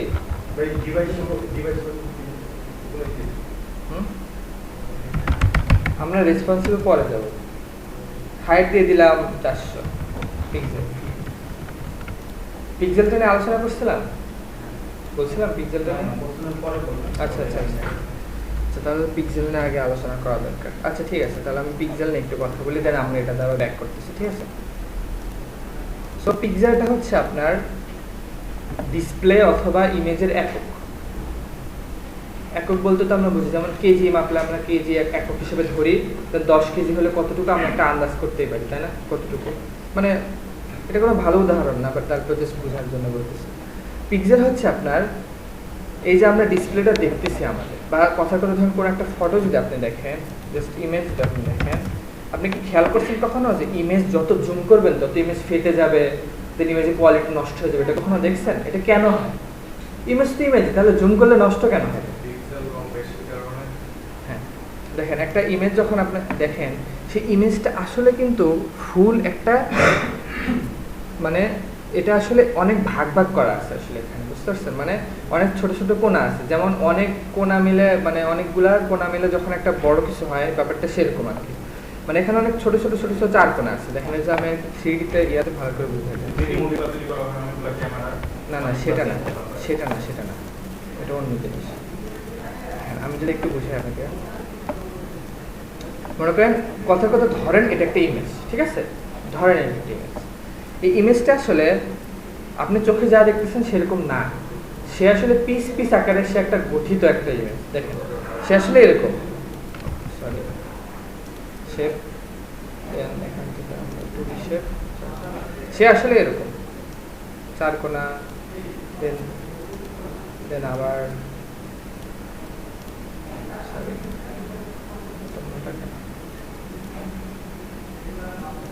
দেন আবার তারপরে মনে করেন যে আবার এরকম না, আমার সাইজ ঠিক হয় নাই, বাট ধরে নেন যে ইমেজগুলো এরকম ছোট ছোট 4 কোণা 4 কোণা এরকম, এই পাশে হয়তো 1000টা আছে, এইদিকে 1000টা আছে, মাঝখানে এইভাবে আসলে একটা ইমেজটা গঠিত। শুধু ইমেজ না, আমাদের ডিসপ্লেও, আমাদের ফোনের ডিসপ্লেও সেম, ঠিক আছে? আমরা ফোন যদি একটা কাচ, আসলে পুরোটা একটা কাচ না, আসলে কাচটা উপরের পার্টটুকু, যেটা আপনার হচ্ছে আপনার ইয়া দেওয়া আছে, জাস্ট প্রোটেকশন দেওয়া, বাট নিচে ডিসপ্লেটা মেইনলি আসলে ছোট ছোট পিস, ছোট ছোট ছোট পিক্সেল, এটাকে বলে পিক্সেল। ওই এরকম আপনার ডিসপ্লে লেখাটা, হ্যাঁ এখন বলে এটা বুঝবেন কিভাবে। আমি যদি এই ডিসপ্লেতে যাই, দেখেন দেখেন আমরা কি ছোট ছোট 4 কোণা দেখতে পাই? খালি চোখে দেখতে পাই না, কারণ এটা এতটাই ছোট। দেখেন এখন তাহলে একটা ডিসপ্লেতে কতগুলো থাকে? এগুলা অনেক থাকতে হবে না, তাহলে হাজার হাজার থাকতে হবে। দেখেন এই ডিসপ্লে সেটিংয়ে যদি যাই, দেখেন আমার ডিসপ্লে রেজুলেশন কত? 1366x768। তারপরে আমরা ভিডিও দেখি না 480p, 720p, 1080p। এটার মানে কি? এটার মানে হচ্ছে ওই ভিডিওটা 1080/1920 এরকম থাকে, দেখবেন 1080x1920। দেখেন এখানে আছে 1366/768। তার মানে ওই ভিডিওটা 1080টা আপনার হচ্ছে দৈর্ঘ্যের দিকে আছে, দৈর্ঘ্যের দিক থেকে 1080টা পিক্সেল আছে, আর প্রস্থের দিকে 1920টা পিক্সেল আছে। যদি উল্টা হতো, 1920 যদি উপরে নিচে থাকতো তাহলে ভিডিওটা লম্বার দিকে বেশি হতো, আর যদি পাশে 1080 থাকতো তাহলে এই দিকে কম হতো, তাহলে ইমেজটা চাপানো থাকতো। বুঝতে পারছেন ব্যাপারটা? ব্যাপারটা এরকম। দেখেন আমাদের এই ডিসপ্লেটা কিন্তু এই দিক থেকে কিন্তু বড়, এই দিক থেকে কিন্তু বড়। হ্যাঁ হ্যাঁ পিক্সেল, হ্যাঁ 768 সবগুলো কম্বাইন হয়ে একসাথে আছে, ঠিক আছে? এটাই মেইনলি পিক্সেল, কিন্তু আপনারা খালি চোখে দেখতেছেন এটা এতটাই ছোট। এখন তাহলে যদি ইন কেস এই পিক্সেল গুলাই ধরেন 1366 না, এটা যদি আমি 40 ইঞ্চি টিভিতে রাখি 1366, তাহলে কি আর পিক্সেল সাইজ সেম রাখা সম্ভব? তাহলে পিক্সেল সাইজ বড় হয়ে যাবে। পিক্সেল যদি এখন এই ডিসপ্লে যদি এতটুকু থাকে, ডিসপ্লে বড় হলে 1366টা পিক্সেল তাকে কভার করতে হবে না, কিন্তু সেটা কি কম হয়ে যায় কিন্তু তখন কিন্তু পিক্সেল সাইজ বড় হয়ে যাবে, তখন ছবি ফেটে যাবে, বুঝবেন। অনেক দূরে গেলে হয়তো বুঝবেন না, কাছে গেলে দেখবেন ফেটে গেছে। আপনি খেয়াল করতে পারেন রাস্তায় যে বড় বড় ব্যানারগুলো ইউজ করে মনিটরের মতো, আপনি দেখবেন যেগুলো একদম ফেটে একদম অবস্থা খারাপ, দেখছেন? কারণ ওদের পিক্সেল অনেক কম থাকে। ঠিক আছে, এখন বুঝছেন? ক্লিয়ার? এটাই পিক্সেল। তার মানে কি? তার মানে আমি যদি বলি আমার একটা ডিফকে বা একটা উইথ যদি আমি এইচটিএমএল এর ভিতরে দিই 1366, তাহলে কত বড় হবে বলেন তো? উইথের দিক থেকে তাহলে কত বড় হবে?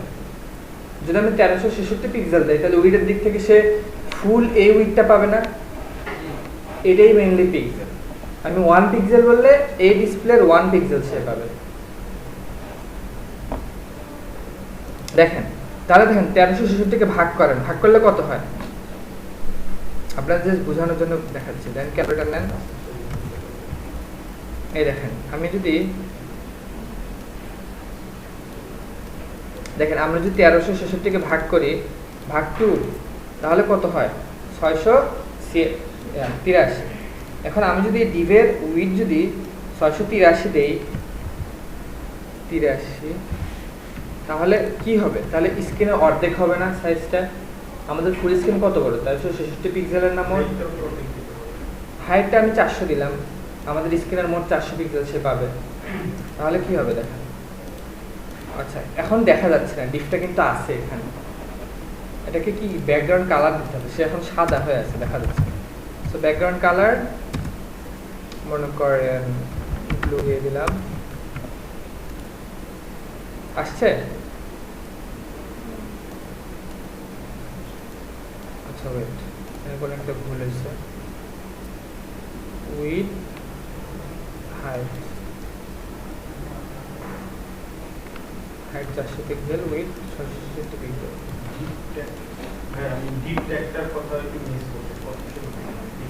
ডিফট্যাগ কিছু না, ডিফট্যাগ জাস্ট আপনার ডিজাইন করার জন্য, ওইটাতে আপনি সিএসএস দিয়ে আপনি ওটাকে যা খুশি যেভাবে ইচ্ছা আপনি ডিজাইন করতে পারবেন, এবং ওটার ভিতরে আপনি কন্টেন্টগুলো রাখবেন, যেমন আপনার লেখা ইমেজ ওটার ভিতরে রাখবেন, ব্যাকগ্রাউন্ড কালার দেওয়ার জন্য বা আপনার একটা সেকশন ভাগ করার জন্য। ঠিক আছে, হ্যাঁ ডিভের ভিতরেই তো নেয় সবাই, ডিভের ভিতরেই এক একটা ওয়েবসাইটের সেকশনগুলো আলাদা করে। এটা বডির মতো। হ্যাঁ, এটা হচ্ছে সেকশনটা ভাগ করা। হ্যাঁ, সেকশন ভাগ করার জন্য আমি ডিভ পেজে 10টা ভাগ করলাম। যেমন একটা ওয়েবসাইটের ডান সাইডে একটা এরিয়া আছে, বাম সাইডে আছে, উপরে মনে করেন নেভিগেশন এরিয়া আছে, তাকে একটা ডিভ দেন, একে একটা ডিভ দেন, একে একটা ডিভ দেন, প্রত্যেক ডিভের আলাদা করে ডিজাইন করেন। এরকম ভাগ করা যায় সম্পূর্ণ নিয়ে নিব।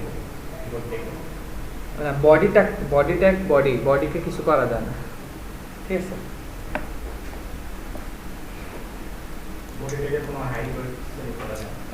না বডির হাইট, বডি পুরাটাই বডি। ঠিক আছে, বডিকে আপনি কালার দিতে পারেন, কালার দিলে কি হবে, বা ব্যাকগ্রাউন্ড কালার দিলে এই যে ডিফল্ট একটা সাদা কালার থাকে না, এই কালার চেঞ্জ হবে। বডিকে ডিজাইন দিতে পারবেন আপনি চাইলে, ঠিক আছে, কিন্তু বডির সাইজ ছোট বড় করতে হবে না। এরকম করলে তো সাইজ ছোট বড় হয়ে যাচ্ছে। আচ্ছা আচ্ছা, খেয়াল করেন, সেটা হাফ হওয়ার কথা ছিল, ওকে এটা হয় না। ডিপ সরি, ওইখানে ডিপ ট্যাগটা কি? আচ্ছা, এখানে ডিপ আমি নিচ্ছি না, নাও হয়নি, কিছু লিখে না, কিছু না লিখলেও চলবে। ডিপে কিছু না লিখলেও আপনি সেটাকে ডিজাইন দিতে পারবেন। সেটাকে 300 পিক্সেল করে দেবে, ব্যাকগ্রাউন্ড কালার দেওয়াতে হাইট। আচ্ছা, আগে দেখেন ডিভ আর স্প্যান, আমি দুইটা ট্যাগের কথা বলছিলাম না, ডিভ আর স্প্যান। ডিভ হচ্ছে ব্লক লেভেল এলিমেন্ট, ঠিক আছে, ডিভ ব্লক, ডিভ ফুল জায়গা নিয়ে নেবে সে, ওকে। হ্যাঁ, আরেকটা স্প্যান, স্প্যান সে ফুল জায়গা নিবে না, স্প্যানটা একটা সেম, যে ডিভ দেন আরেকটা স্প্যান, স্প্যান এই ফুল জায়গা নিবে না, এই হচ্ছে ইনলাইন এলিমেন্ট আর এই হচ্ছে ব্লক লেভেল এলিমেন্ট। ঠিক আছে, ডিভটাকে একটা হাইট দেই 100 পিক্সেল, ব্যাকগ্রাউন্ড কালার দিলাম, দেখছেন পাইছে 100 পিক্সেল। আমি কিন্তু উইথ দেই নাই, দিছি, কিন্তু তারপরেও খালি হাইট দিছি, কিন্তু সে যেহেতু অলরেডি সে 100% জায়গা নিয়ে বসে আছে, মানে সে কিন্তু ফুল জায়গা অলরেডি নিয়ে বসে আছে, যেহেতু সে ব্লক লেভেল এলিমেন্ট। এই জন্য আমি শুধু হাইট দেওয়ার কারণে সে এই মানে আপনার দেখা যাচ্ছে শুধু হাইটটা পাইছে। কিন্তু হাইট যদি না দিতাম তাহলে কিন্তু পাবে না। তার কিন্তু কোনো শেপ নেই, শেপ আমরা দিব, উইথ হাইট দিয়ে আমরা শেপ দিব। কিন্তু শেপ না থাকলেও সে ফুল 100% জায়গা নিয়ে বসে থাকবে, ঠিক আছে। এখন যদি আমি হাইটটা উঠায় দিই তাহলে কিন্তু তার কোনো রূপ পাবে না, দেখা যাবে না তাকে। আছে কিন্তু এখানে, সে কিন্তু আছে এখানে, বাট দেখা যাচ্ছে না, কারণ আমরা তার কোনো সাইজ দিইনি। যদি এখন হাইট থাকে তাহলে তাকে দেখা যাবে। হ্যাঁ, উইথ, যেমন ধরেন যে উইথ সে এখন কি, এটাকে চিন্তা করেন 100%, এখান থেকে এতটুকু কত 100%। যদি আমি তাকে 50% করে দিই, উইথটাকে পার্সেন্ট হিসেবে ইউজ করা যায়। উইথ 50%, যদি পার্সেন্ট দেই, খেয়াল করেন 100% মানে কি, এই স্ক্রিনের ফুল। এটা যদি স্ক্রিন বড় হয় তারও ফুল। সো 50% দিলে দেখেন আসবে না, তো আমি হাইট দেওয়া লাগবে। আমরা হাইট দিব 100 আসছে। 50% দেখছেন, অর্ধেক পাইছে। 100% দিলে ফুল পাইতো। পিক্সেল দিলেও হবে, যেমন পিক্সেল দিছিলাম, পিক্সেল দিলেও কাজ করবে। হ্যাঁ, এখানে একটা রেসপন্সিবল ইয়ে আছে, দেখেন 600 পিক্সেল দিছি, এতটুকু আসছে।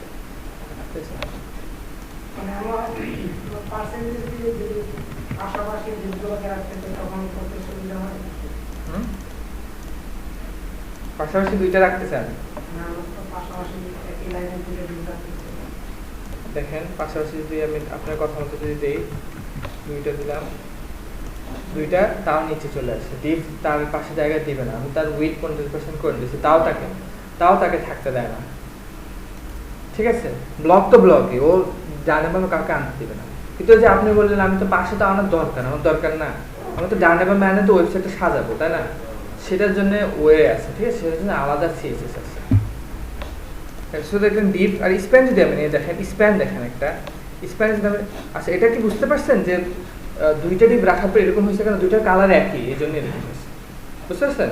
এটাই যে এতটুকু আসছে, আসার পরে আবার এতটুকু, আবার আরেকটা ডিপ আসছে উপরে নিচে, এই জন্য কালার একই হয়েছে। আমি কিন্তু ক্লাস নিয়ে আলাদা করতে পারতাম, তাই না?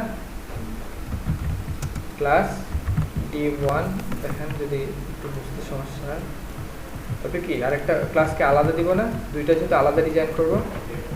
সো D1 D2 দিলাম, এটাকে আমি D1 দিয়ে দিলাম, আর যেহেতু ক্লাস নিচ্ছি ডট, ওকে। আমি এইটাকে চাইলে জাস্ট D2 দিলাম, হয়ে গেল। ও সরি, কালার চেঞ্জ করতে হবে, কালারের জন্য দেখা যাচ্ছে না, গ্রিন, সরি গ্রিন, ওকে। দেখেন এখন বুঝছেন, উপরে নীল, নিচে সবুজ, কারণ দুইটা ডিপ আলাদা আলাদা ক্লাস নিচ্ছি এবং দুইটা ক্লাসের নাম দিচ্ছে আলাদা। যদি বডিটা খেতাম তারপরও কিরকম থাকতো, ফাঁকা থাকতো না? মানে আপনি এই যে দুইটা মাঝখানে ফাঁকা, এটা এখন আপনাদের শিখাবো কিভাবে একটা হচ্ছে আপনার এলিমেন্ট থেকে আরেকটা এলিমেন্ট ফাঁকা করবেন, জায়গা দিবেন, সৌন্দর্য বাড়াবেন, এই জিনিসটা। হ্যাঁ অবশ্যই, আমরা তো ডিপের ভিতরে রাখবো সবকিছু। এই যে ডিপের ভিতরে তো আমরা প্যারাগ্রাফ রাখবো, আমাদের যা কিছু রাখবো। প্যারাগ্রাফ দিলাম লরেম 20, সরি দিলাম ডিপের ভিতরে। এই যে পাইছে লেখা কালো হয়ে গেছে, নীলের সঙ্গে কালো কালারটা ঠিক যায় না, এই জন্য এমন লাগতেছে, বুঝতে পারছেন? এখন কি একটু সেন্সে কাজ করতেছে যে ডিজাইন আসলে কিভাবে করে? দেখেন অলরেডি কিন্তু আমরা একটা ছোট্ট একটা সেকশনের মতো বানাইছি ডিপ দিয়ে, তার ভিতরে কি প্যারাগ্রাফ রাখছি, ওকে। সো ব্যাপারটা এরকম। দেখেন এখানে একটা অপটিমাইজেশনের ব্যাপার আছে, কোড অপটিমাইজেশন বা ওয়েবসাইট অপটিমাইজেশন টার্মটা শুনছেন? অপটিমাইজেশন মানে হচ্ছে, দেখেন আমি দেখেন এখানে কোড রিপিট করছি, দেখেন তো উইথ সেম হাইটও সেম, আবার এখানে উইথ সেম হাইটও সেম, তাই না? আমি কোড রিপিট করছি না দুইবার? এই রিপিট কোড যতটুকু সম্ভব রিপিট কোড থেকে রিপিট কোড অ্যাভয়েড করতে হবে, যতটুকু সম্ভব। সবসময় সম্ভব না, অ্যাভয়েড করতে হবে, কারণ যত কোড রিপিট হবে তত ব্রাউজারের বেশি আপনার এই কোডগুলো কাজ করাতে হবে, তত ওয়েবসাইট স্লো হবে। মানে ওয়েবসাইটে যত প্রোগ্রাম ছোট করে আনা যায় তত ভালো, ঠিক আছে, তত ফাস্ট ওয়েবসাইট হবে। দেখেন এখানে আমরা কিভাবে অপটিমাইজ করতে পারি তাহলে, যেহেতু এরও উইড হাইট সেম কিন্তু শুধু কি আলাদা, ব্যাকগ্রাউন্ড কালার। তার মানে ব্যাকগ্রাউন্ড কালার আমরা চাইলেও কমাতে পারবো না, ব্যাকগ্রাউন্ড কালার তো আর এক না। যেহেতু দুইটার উইড আর হাইট সেম, তাহলে উইড আর হাইট দ্বিতীয়টা থেকে সরায় দেয় দিলাম, সরায় দেওয়ার কারণে সে তো উধাও হয়ে যাবে, তার তো নাই কিছু। এখন আমি div 2 কে সেম দিব, শুধুমাত্র কি করবো জানেন, এই যে এইভাবে দিব। এটা আরেক ধরনের সিলেক্ট, সরি ডট দিতে হবে। দেখেন এটা একটা নতুন টার্ম। যদি আপনি দুইজনকে বা দুইটা ক্লাসকে একই ডিজাইন দিতে চান, বা দুইজনের ক্লাস আলাদা, তাদের মধ্যে হয়তো সামান্য একটু চেঞ্জ আপনি চান, সামান্য একটু চেঞ্জ, সেটাকে হ্যাঁ যেটা চেঞ্জ সেটাকে নিচে দিবেন। নিচেতে দিলে কি আগে তো ওভাররাইড করে নেবে। কিন্তু মেইন দেখেন এখানে উইড আর হাইট যেহেতু দুইটাতে সেম ছিল, আমি একটাতে দিলাম, দিয়ে কমা দিয়ে সেপারেট করে দিলাম। কমা দিয়ে সেপারেট করে দিলেই এর মধ্যেও এই ডিজাইনগুলো পাবে। এমনকি এই div 2 তে কিন্তু ব্যাকগ্রাউন্ড কালার ভুলেও পাবে, কিন্তু যেহেতু আমি পরের লাইনে গিয়ে কিন্তু আবার কি করছি, গ্রিন দিয়ে দিচ্ছি। তার মানে কি 2 এর ক্ষেত্রে শুধুমাত্র ব্যাকগ্রাউন্ডটা চেঞ্জ হয়ে যাবে, ঠিক আছে। এখানে কি হলো, কোড কিন্তু বাঁচলো, দুইটা লাইন বাঁচাচ্ছি আমি, দুইটা লাইন। সো এইভাবে হাজার হাজার কোড থাকলে এখান থেকেও কিন্তু আপনি অনেক মানে অপটিমাইজ করতে করতে কিন্তু ওখানে আপনার 200-300 লাইন কিন্তু বাঁচবে। এটা হচ্ছে কোড অপটিমাইজেশন। এটা আপনি কাজ করতে করতে আপনার সেন্সে আসবে, এখন আপনার এটা হয়তো একটু করতে পারবেন না, ঠিক আছে। সো কমা সেপারেট খেয়াল রাখেন। আচ্ছা, আর আরেকটা কথা জিনিস দেখেন, একজনকে আপনি চাচ্ছেন দুইটা ক্লাস নিতে, দুইটা কাজ করার জন্য, তাহলে আপনি একটা ট্যাগের মধ্যে দুইটা ক্লাস নিতে পারবেন, কিন্তু সেটার জন্য আলাদা করে ক্লাস অ্যাট্রিবিউট লাগবে না। দেখেন আমি এটার ভিতরে চাইলে আবার আরেকটা ক্লাস নিতে পারি, এইভাবে স্পেস দিয়ে। একটা ক্লাসের মধ্যে দুইটা ক্লাস নিচ্ছি আমি, মানে দুইটা ক্লাস নিচ্ছি। দুইটা ক্লাস নিতে চাইলে আপনাকে আলাদা করে ক্লাস অ্যাট্রিবিউট লিখতে হবে না, দুইটা নেবেন এবং দুইটাকে আলাদা করে আপনি কল করতে পারবেন, ঠিক আছে। আমি যদি এখন টাইটেলটাকে নিয়ে যদি জাস্ট টাইটেলটাকে নিচ্ছি, টাইটেলটাকে নিয়ে যদি আমি এটাকে ডিজাইন দিই, ফন্ট সাইজ 32 পিক্সেল, দেখেন এই আলাদা ডিজাইন দিচ্ছি জন্য সাইজ অনেক বড় হয়ে গেছে, দেখছেন। এখানে আরেকটা সমস্যাও হয়েছে, খেয়াল করে দেখেন, এই ডিভটার যা সাইজ সেই তুলনায় লেখাগুলো বেশি হয়ে গেছে। এই জন্য লেখাগুলো কি হয়েছে দেখেন তো বাইরে বের হয়ে আসছে, দেখছেন। এগুলো কিন্তু আপনার প্রায় হবে, আপনি ডিজাইন করতে গেলে সাইজ নিয়ে খুব সমস্যা হবে। সেইগুলা হিসাব নিকাশের ব্যাপার, ঠিক আছে। আপনাকে সবকিছু হিসাব করে চলতে হবে। এই জিনিসটা আমরা কিভাবে ফিক্স করা যায় এটা আমরা আজকে দেখবো না, পরে দেখবো, আমি জাস্ট আজকে এটুকু বুঝি। আচ্ছা, সো মেইন সিএসএস সিলেক্টরটা এরকমই, এটুকুই। এখন আমরা কয়েকটা সিএসএস এ যাব, সিম্পল কয়েকটা সিএসএস এ যাব। আচ্ছা, ফার্স্টে আমরা কি করবো, একটা ডিভ নেই। হ্যাঁ, আমি প্রথম থেকে আবার দেখাচ্ছি। ডিভ নিলাম, ডিভের ভিতরে আমি নিলাম হচ্ছে একটা প্যারাগ্রাফ দিলাম, নরেন 10 দিলাম। আচ্ছা, এটাকে আমি মাঝখানে নিই,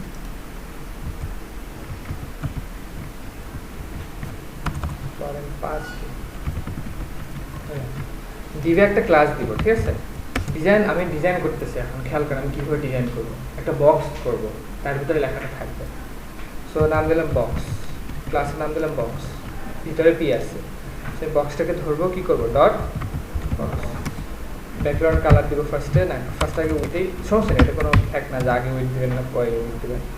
উইথ আমরা 500, উইথ আমরা 300 পিক্সেল করে দিলাম, বা আচ্ছা 500 দিলাম, 500 পিক্সেল। দেন আমরা হাইট দিলাম, হাইটও দিলাম 500 পিক্সেল। তাহলে কি হবে, স্কোয়ার সাইজ হবে। এবং ব্যাকগ্রাউন্ড দিলাম টমেটো। কালারের ব্যাপারটা নিয়ে পরে আলোচনা করবো। দেখেন বুঝছে, তার ভিতরে প্যারাগ্রাফটা আছে, তাই না। সো বক্সের ভিতরে প্যারাগ্রাফ আছে না, পরের লাইনে এইভাবে ধরবেন, বক্স দেন পি, ঠিক আছে। কালার দেন, কি কালার দেবেন, সাদা, হোয়াইট লিখে দিলে সাদা হয়ে যাবে, হোয়াইট হয়েছে। দেখেন এখন আমরা কয়েকটা ফন্টের উপরে সিএসএস দেখব। ফন্টের কিছু না, জাস্ট বক্স করছি, ডিভ দিয়ে বক্স বানাইছি। দ্বিতীয় বক্স তো নাই আর, শুধু বক্সের সাইজ দিছি আমি, উইথ দিছি আর হাইট দিছি। ডট বক্স পি, হ্যাঁ হ্যাঁ, ডট বক্স কি মানে বক্সের ভিতরে যে প্যারাগ্রাফটা সেটা ধরছি আমি। ওকে, তো এটা একটা গুড প্র্যাকটিস যে আপনি প্যারেন্ট চাইল্ড যে থাকবে, আপনার হচ্ছে যে র্যাপার থাকবে, যে উপরে থাকবে, মানে সবার উপরে থাকবে, তাকে ধরে তার ভিতরেরটা ধরবে। এইভাবে ধরলে সুবিধা হয় বুঝতে। তাহলে আমি ইজিলি বুঝতে পারবো যে আমি বক্সকে ফার্স্টে ডিজাইন দিছি, দেন বক্সের ভিতরে যে পিকে লিখছি তাকে আমি এই ডিজাইন দিছি।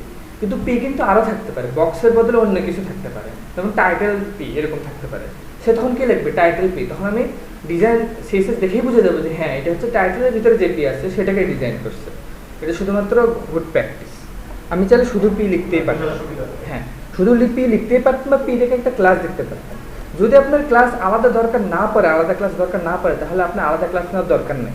ঠিক আছে, আপনি শুধু বক্সের ভিতরে পি আছে এটা বুঝাই দেন তাহলেই হবে। ওকে, হলো। দেখেন এখন আমরা কয়েকটা ফন্টের ব্যাপারে কয়েকটা জিনিস দেখবো। ফার্স্টে আসে ফন্ট সাইজ। ফন্ট বলতে কি বুঝেছি? ফন্ট সবাই বুঝেন, টেক্সট, এই ফন্টটা। ঠিক আছে, প্রথমে আসি ফন্ট সাইজ। আজকে ফন্টগুলো আমরা দেখবো। ফন্ট সাইজ, সাইজটা যে পিক্সেলে দিতে পারবেন, আপনি চাইলে পার্সেন্টেজও ইউজ করতে পারেন, এবং আরও বেশ কিছু ইউনিট আছে, এগুলোকে বলে ইউনিট। পিক্সেল একটা ইউনিট, পার্সেন্টেজ একটা ইউনিট। ঠিক আছে, তারপরে আপনার আরও আছে, আর ইএম আছে, ইএম আছে, এগুলো আপনাদের পরে দেখাবো। মনে করেন আমি কত দিব? আরেকটা কথা বলে নেই, আমরা যে সাধারণ টেক্সটটা দেখতেছি না, এটারও কিন্তু একটা সাইজ দেওয়া আছে। এটা কত বড়? এটা ব্রাউজার দেওয়া আছে, ব্রাউজার ডিফল্ট। এই ডিফল্ট সাইজটা হচ্ছে 16 পিক্সেল। মনে রাখবেন, ব্রাউজারের সাধারণ টেক্সটের ডিফল্ট সাইজ হচ্ছে 16 পিক্সেল। তার মানে আপনি যদি 16-র কম দেন, তাহলে এখন যা দেখতেছেন এর চেয়ে ছোট হয়ে যাবে। ওকে, আপনার অলওয়েজ এর চেয়ে বেশি দিবেন, বা দরকার পড়লে কমও দেওয়া লাগতে পারে। ঠিক আছে, এটা আপনার প্রয়োজন বুঝে, আপনার ডিজাইন বুঝে। আমি ফন্ট পিক্সেল যদি 16 পিক্সেল না রেখে যদি 20 দেই, 20 পিক্সেল, তাহলে কি যা আছে তার চেয়ে একটু বড় হয়েছে। আমি যদি এটাকে কত দিব? ধরেন যে আমি 25 দিলাম, বা 50 দিলে অনেক বড় হয়ে যাবে। 50 দিলে কিন্তু অনেক বড় হয়ে যাবে। আচ্ছা 50 থাকলো, সমস্যা নেই। 50 পিক্সেল, ওকে, ফন্ট সাইজ গেল। আরেকটা হচ্ছে ফন্ট ওয়েট।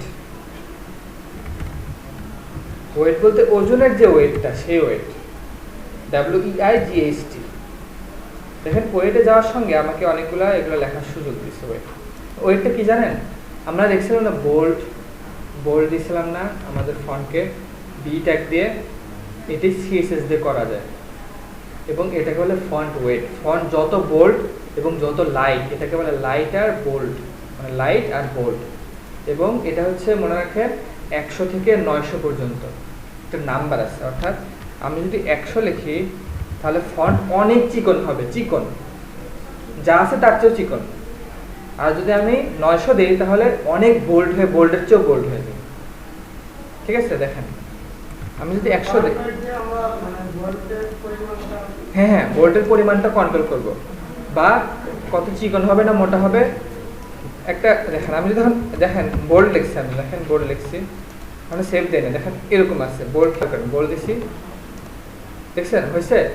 মোটা হয়েছে না বোল্ড দেওয়ার কারণে? দেখেন ফন্ট ওয়েট বোল্ড। আরেকটা আছে বোল্ডার, আরেকটু যদি বোল্ড করতে চাই তাহলে কি বোল্ডার। কিন্তু দেখেন একটা জিনিস, 100 থেকে 300 পর্যন্ত হচ্ছে লাইট। 100 থেকে মনে করেন আমি এমনি 100 দিলে সবচেয়ে লাইট হবে, অনেক চিকন হয়ে যাবে টেক্সট। আর 300 দিলে কিন্তু এখন হবে না। কেন হবে না আমি একটু বলতেছি। ঠিক আছে, 100 থেকে 300 পর্যন্ত হচ্ছে লাইট টেক্সট, 400 হচ্ছে নর্মাল, যেটা আমরা নর্মালি দেখি 400, 500 হচ্ছে মিডিয়াম বোল্ড, বোল্ড হচ্ছে সামান্য একটু কম, 600 থেকে বোল্ড শুরু, 600তে সাধারণ বোল্ড, 700তে একটু বেশি বোল্ড, 800তে আরও বেশি বোল্ড, 900তে একদম যেটাকে বলে ব্ল্যাক বোল্ড বলা হয়, যেটাকে মানে একদম বোল্ড, সব অনেক মোটা। ঠিক আছে, কিন্তু এখন এখানে একটা কাহিনী আছে, সেটা হচ্ছে যে কোনো ফন্টকে আপনি যে কোনো ওয়েট দিতে পারবেন না। ঠিক আছে, ফন্ট সাইজ যে টেক্সটের সাইজ, ফন্ট বলতে ফন্ট। আচ্ছা না, ফন্টের ব্যাপারে একটু বলতেছি, বুঝবেন এখনো। এখন আমি তো মাত্র বললাম যে সব ওয়েটই সব ফন্ট নিবে না। ফন্ট বলতে বোঝাচ্ছে যে ফন্ট ফ্যামিলি। দেখেন আরেকটা নতুন একটা কনসেপ্ট আছে, সেটা ফন্ট ফ্যামিলি। ফন্ট ফ্যামিলি, আচ্ছা ফন্ট আমরা সিলেক্ট করি না, আমরা যখন মাইক্রোসফট ওয়ার্ডে যখন লিখি, লেখা থাকে না অনেক সময় সুতনি এমজি সিলেক্ট করি, তারপরে এরিয়াল থাকে, রোবোটো ফন্ট আছে, ল্যাটো ফন্ট আছে, বিভিন্ন ধরনের ফন্ট আছে। একটা ফন্ট এক একটা অর্গানাইজেশন বা কোম্পানি বা ইন্ডিভিজুয়াল ফন্টগুলো তৈরি করে গ্রাফিক্সে, ঠিক আছে। দেখেন এটা হচ্ছে আমরা গুগল ফন্টসে যাই, গুগল ফন্টস নামে একটা ওয়েবসাইট আছে, গুগল ফন্টস। গুগল ফন্টসে যদি যাই, আপনারা যাবেন এখানে, যাওয়ার পরে দেখেন এখানে দেখেন অনেক ধরনের ফন্ট আছে, এগুলোকে বলে ফন্ট ফ্যামিলি। দেখেন রোবোটো ফন্ট দেখতে এরকম, এই ফন্ট কিন্তু দেখতে আবার একটু অন্যরকম, দেখছেন এই ফন্ট দেখতে দেখেন প্যাচানো ফন্ট। ম্যাক্সিমাম তো রোবটই ইউজ করে। হ্যাঁ ম্যাক্সিমাম রোবট ইউজ করে, অথবা ল্যাটো ইউজ করে, অথবা ওপেন সেন্স ইউজ করে। অনলাইনে বা বিশ্বের সব কারণ রোবট হচ্ছে সবচেয়ে স্ট্যান্ডার্ড, সবচেয়ে মানে পারফেক্ট প্রফেশনাল একটা ফন্ট এটা, ঠিক আছে, এটা সবাই ইউজ করে। দেখছেন ফন্ট এক একটা দেখেন এটা কেমন ফন্ট, মনে হচ্ছে যেন মানে হাতে লেখা ফন্ট টাইপের। তার মানে এই ফন্ট যদি আমি আমার ওয়েবসাইট ইউজ করি, তাহলে আমার ওয়েবসাইটের টেক্সটটা এরকম লাগবে দেখতে। ঠিক আছে, ইউজ করে দেখি কি বলেন। আপনি গুগলে ফন্টে গিয়ে এইভাবে ক্লিক করবেন, আর কি বললাম একটা ফন্ট যে আলাদা আলাদা টাইপের না, এটাকে হলো ফন্ট ফ্যামিলি। আপনি যদি ফন্ট ফ্যামিলি দেন রোবোটো, তাহলে রোবোটো পাবে। যদি ফন্ট ফ্যামিলি দেন যে এটা চিলাঙ্কা অথবা কিছু একটা লেখা, এটা যদি লেখেন তাহলে এই ফন্টটা পাবে, এই স্টাইল হয়ে যাবে ফন্টগুলো, ঠিক আছে। এখন যদি সেই ফন্টটা আপনার পিসিতে ইনস্টল না থাকে, তাহলে কিন্তু আবার সেই ফন্ট পাবেন।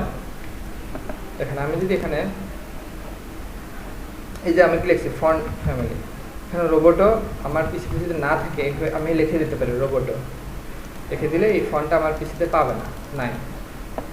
একটা জিনিস খেয়াল করেন, খুব ভালো করে খেয়াল করেন, দেখেন এই ফন্টটা খেয়াল করেন কেমন, ভালো করে খেয়াল করেন। আমি এখনই ফন্ট ফ্যামিলি চেঞ্জ করব।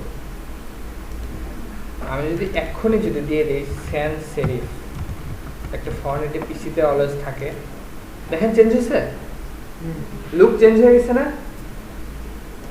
লুক কিন্তু চেঞ্জ হয়ে গেছে যারা খেয়াল করছেন। Okay fine.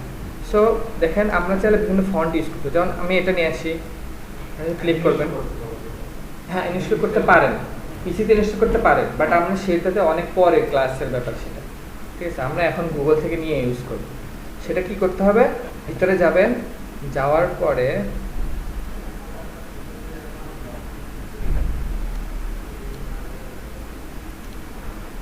আচ্ছা ডাউনলোড আগের মতো আর ইউজ করতে দেয় না সরাসরি।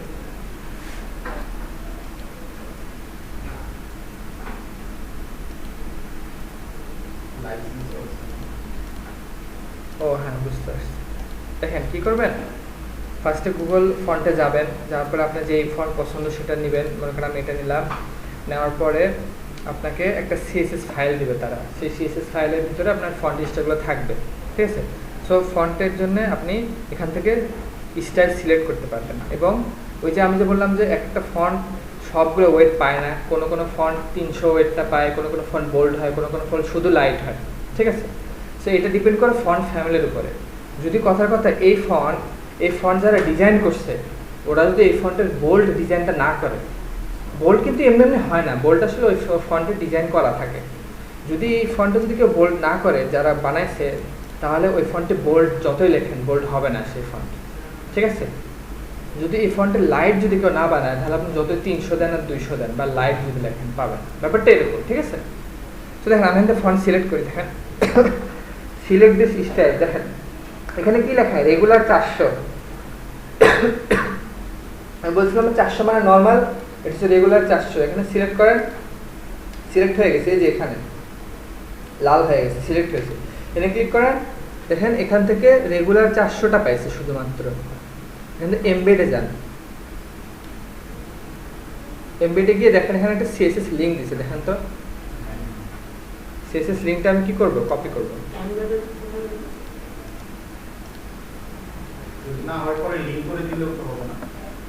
আমি লিঙ্কিত করতেছি এখন, আমি ফন্টটা কি করব, আমার সিএসএস এর উপরে দিয়ে দিব, লিঙ্কটা কিন্তু কপি করে নিয়ে আসছে এখান থেকে, এই যে এটা নিচ্ছি, এখন সিএসএস এর ভিতরে আমার সিএসএস এর উপরে দিব। একটা কথা মনে রাখবেন, আপনার সিএসএস অলওয়েজ সবার নিচে থাকবে, কারণ অন্যান্য লাইব্রেরি বা অন্য কারো সিএসএস যদি আমি ইউজ করতে চাই, আমার সিএসএসটা যদি তার সিএসএসকে ওভাররাইড করতে চাই, তাহলে আমার সিএসএস নিচে হওয়া লাগবে, তাহলে আমার সিএসএস পাবে। যদি তার সিএসএস নিচে থাকে তাহলে আমার সিএসএস পাবে না, ঠিক আছে? ওই যে বলছে না, যে নিচে তার প্রায়োরিটি বেশি সে উপরেটাকে ওভাররাইড করে দেয়, এখানেও সেম ব্যাপারটা। তো দেখেন এখানে তারা বলেও দিছে যে ফন্ট ফ্যামিলিতে কি লিখতে হবে, কি লিখলে ফন্টটা পাবে। দেখেন তো কি লিখছে, ফন্ট ফ্যামিলি লিখছে কি, এই যে এটা। আমি এটাও কপি করে নেব।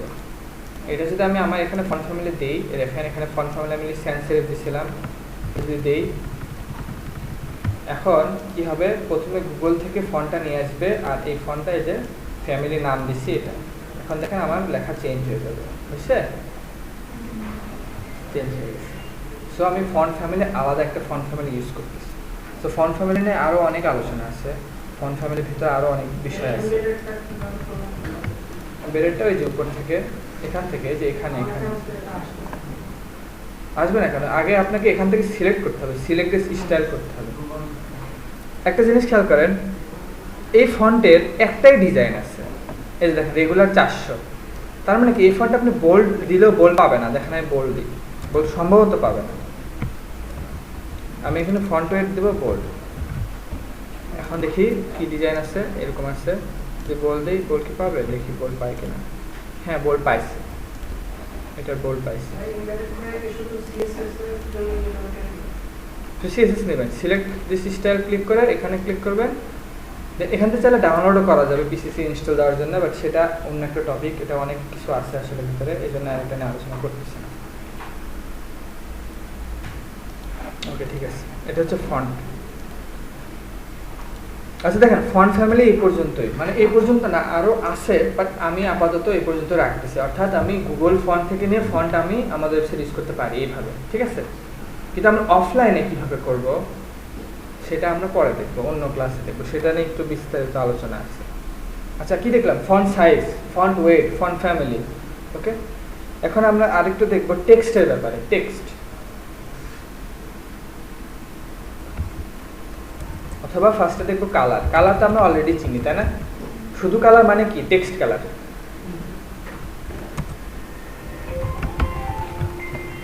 শুধু কালার হচ্ছে টেক্সট কালার, আর ব্যাকগ্রাউন্ড কালার দিলে ব্যাকগ্রাউন্ড কালার।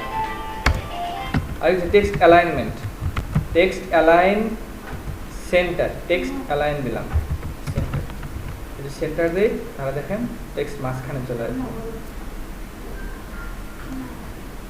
আচ্ছা কাজ করি আমরা ডিজিটাল উইডটা দিই না, উইডটা হ্যাঁ দিই। এখন দেখেন টেক্সট অ্যালাইন হচ্ছে টেক্সট ডানে থাকবে না বামে থাকবে না মিডলে থাকবে। কি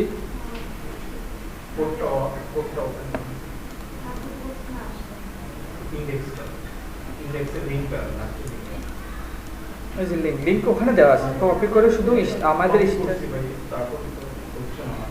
এখানে নিয়ে আসেন। নিয়ে তো হবে না, এখানে ফন্ট ফ্যামিলি দিতে হবে না আপনাকে, ফন্ট ফ্যামিলি না দিলে হবে।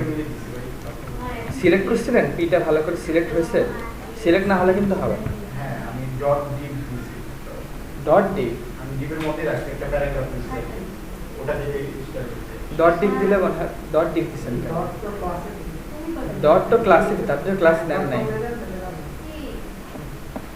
দেখেন কাজ করছে।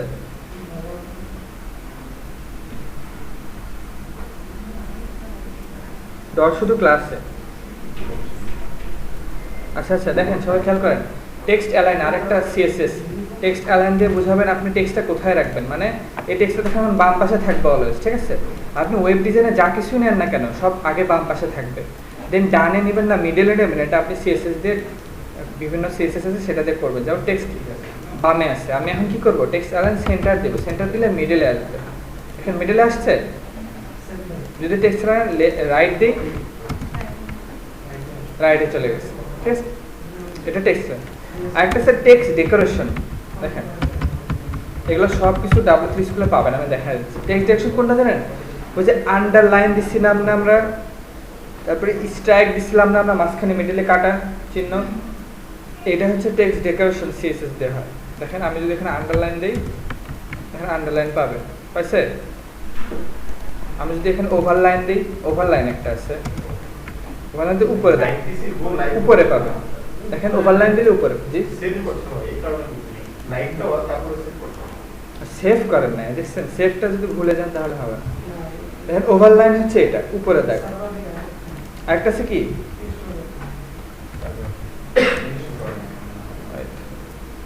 স্ট্রাইক থ্রু না এরকম কিছু একটা নাম, আমার নাম মনে নেই, TROUGH, সরি স্ট্রাইক থ্রু না, স্ট্রাইক থ্রু এখানে না, আচ্ছা স্ট্রাইক থ্রু বানান ভুল হচ্ছে, এখানে আছে কিছু একটা। আপাতত এটা জানা রাখেন, টেক্সট ডেকোরেশন আন্ডারলাইন ওভারলাইন এগুলো দিতে পারবেন টেক্সট ডেকোরেশন, ঠিক আছে? মানে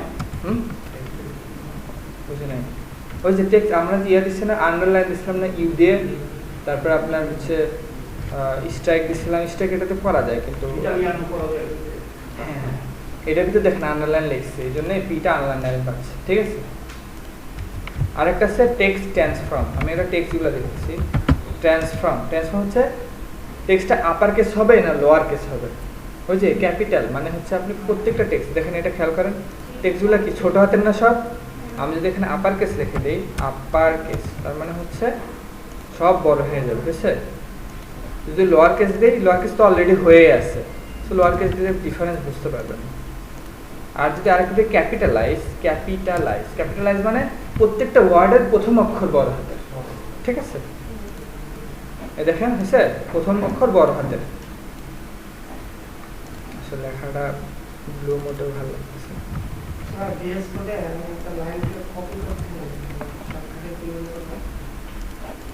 শর্টকাটে লাইন যদি আপনি এমনি কপি করতে চান, কপি পেস্ট করতে পারেন। আর যদি এক লাইন দুইবার নিতে চান, তাহলে লাস্টে গিয়ে Ctrl+Shift+D দিলে ওই লাইনটা আরেকটা হবে অটো। কিন্তু কাহিনী আছে, এটা আপনি করার জন্য আপনি একটা প্লাগইনস লাগবে। এখানে এই যে অ্যাটম কি ম্যাপ, এটা ডাউনলোড করে নিতে হবে। এখানে সার্চ দিতে হবে অ্যাটম কি, সার্চ দেওয়ার পরে এটাকে ডাউনলোড করে নিলে দেন আপনি এটা ইউজ করতে পারবেন। তার আগে ডিফল্ট ভাবে করা যায়, কিন্তু আমি সেটা একটু কঠিন, এর জন্য আমি ওটা ইউজ করি না। ডিফল্ট ভাবে উন্নত মানে Ctrl+Alt তারপরে আবার কি যেন আসছে, মানে 3-4টা একসঙ্গে, একটু আমার কাছে হার্ড লাগে, এই জন্য আমি করি না। এই জন্য আমি জানি না, ভুলে গেছি, অনেকদিন আগে দেখছিলাম। আমি আসলে আগে অ্যাটম নামে আরেকটা এডিটর ইউজ করতাম VS কোডের বদলে, তখন অ্যাটম সবচেয়ে জনপ্রিয় ছিল VS কোড বের হওয়ার আগে। ওই অ্যাটমের যে কি ম্যাপগুলো ছিল আমি ওগুলোর সাথে অভ্যস্ত, এই জন্য আমি ওই শর্টকাটগুলো VS কোড ইউজ করার জন্যই আমি এই প্লাগইনসটা নামাইছি, যাতে আমি অ্যাটমের কোডগুলো এখানে ইউজ করতে পারি। এবং অ্যাটমেরটা বেশি ইজি একটু VS কোডের, এই জন্যই আমি এটা নামাইছি। আপনি চাইলে আমারটা ইউজ করতে পারেন, আপনি চাইলে নেটে সার্চ দিয়ে VS কোডটা দেখে নিতে পারেন। VS কোডটা একটু কঠিন লাগে আমার কাছে, এই জন্য আমি করি। Text transform, capitalise, upper case, lower case, ঠিক আছে? টেক্সট শেষ। টেক্সটটার ফন্ট মূলত এতটুকু। আচ্ছা ঠিক আছে।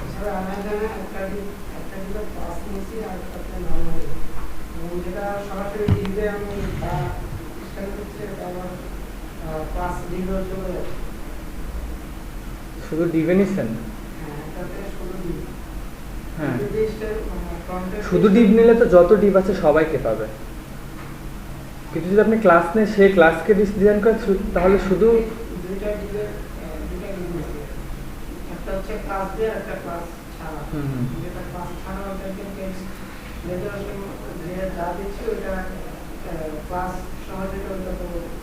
হ্যাঁ পাবে তো, ক্লাসটাকে আপনি চেঞ্জ করতে হবে সেক্ষেত্রে।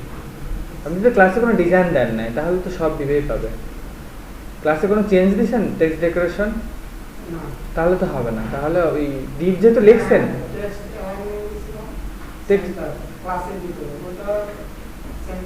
হ্যাঁ পাইছে না, তাহলে টেক্সট ডেকোরেশন ওইটাতে আপনি অন্যটা দিয়ে দেন, নাম দিয়ে দেন, যাতে না পায়। NONE নাম দিলে পাবে না। এই যে দেখেন টেক্সট ডেকোরেশন যদি আন্ডারলাইন থাকে, তাহলে নাম দিলে আন্ডারলাইন চলে যাবে, ঠিক আছে? আমরা এটা দেখবো আস্তে আস্তে। আচ্ছা লাস্ট কনসেপ্ট, ক্লাসের টাইম প্রায় শেষ, একটু দেখেন 5 মিনিট। লাস্ট কনসেপ্ট হচ্ছে মার্জিন এবং প্যাডিং নিয়ে আলোচনা করবো। মার্জিন এবং প্যাডিং, ঠিক আছে? এখানে একটা ওয়েবসাইটে যদি আমরা যাই, তো কথা এখানে এই যে স্পেসগুলো দেখতেছেন, এখান থেকে এখানে আসছে কতখানি ফাঁকা মাঝখানে, তারপরে এই লেখার পাশে একটু ফাঁকা, দেন হচ্ছে আপনার এই সেকশন থেকে এই সেকশনের মধ্যে অনেকটা গ্যাপ, খেয়াল করছেন? দেখতে সুন্দর লাগে না? এই ইমেজ থেকে এই ইমেজের মাঝখানে একটু গ্যাপ, এই গ্যাপগুলো কে দিচ্ছে, কিভাবে দিচ্ছে? এটা হচ্ছে স্পেসিং, মানে আপনার, আমি তো বলছিলাম না যে HTML এর ভিতরে একটা লেখাকে একটা স্পেস নেয়, মনে আছে কিনা আপনাদের? স্পেস একটাই নেয়, বেশি নেবে না। সো আমি বলছিলাম না যে CSS একটা ওয়ে আছে, আমরা স্পেস ইচ্ছা মতো দিতে পারবো এই যে উপরে নিচে সাজানোর জন্য। সো সেটার জন্য যে কনসেপ্টটা সেটা হচ্ছে মার্জিন এবং প্যাডিং, মার্জিন এবং প্যাডিং, ঠিক আছে? এটা আমরা এখন দেখব। আমরা এখন উইডথটা দিয়ে দিই, এখানে উইডথ দিয়ে দিই 500 পিক্সেল। আমরা মার্জিন প্যাডিংটা এখন দেখব, ঠিক আছে? আমরা দুইটা ডিপ নিতে পারি, দুইটা ডিপ নিয়ে ব্যাপারটা আমি বুঝাই। 300 পিক্সেল দেন 300 পিক্সেল, আর ভিতরে যে টেক্সটটা আছে টেক্সটটা আমি এখন আপাতত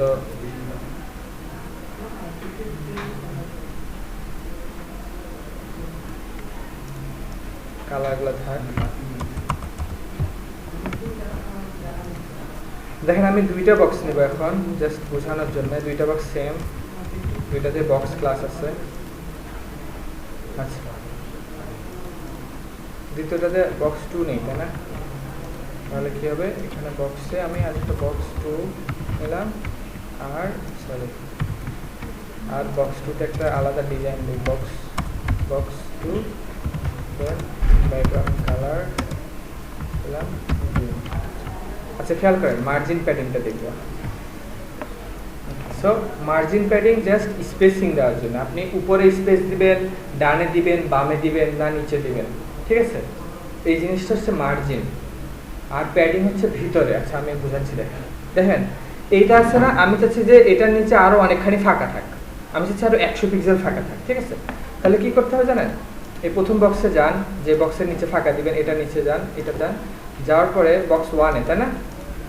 আচ্ছা, এখানে বক্স 1 বক্স 2তে দুইটাতে দেওয়া যাবে না, তাহলে দুইটা দিয়ে মার্জিন হবে। আমি যেগুলা দুইটাতে আবার দিই নতুন করে। দেখেন বক্স 1 এ যান, মার্জিন, আমি কোথায় যাচ্ছি? নিচে যাচ্ছি না, বটম, এরকম দিয়ে যদি আমি 20 পিক্সেল দিয়ে দিই, তাহলে খেয়াল করেন 20 পিক্সেলে বোঝা যাচ্ছে।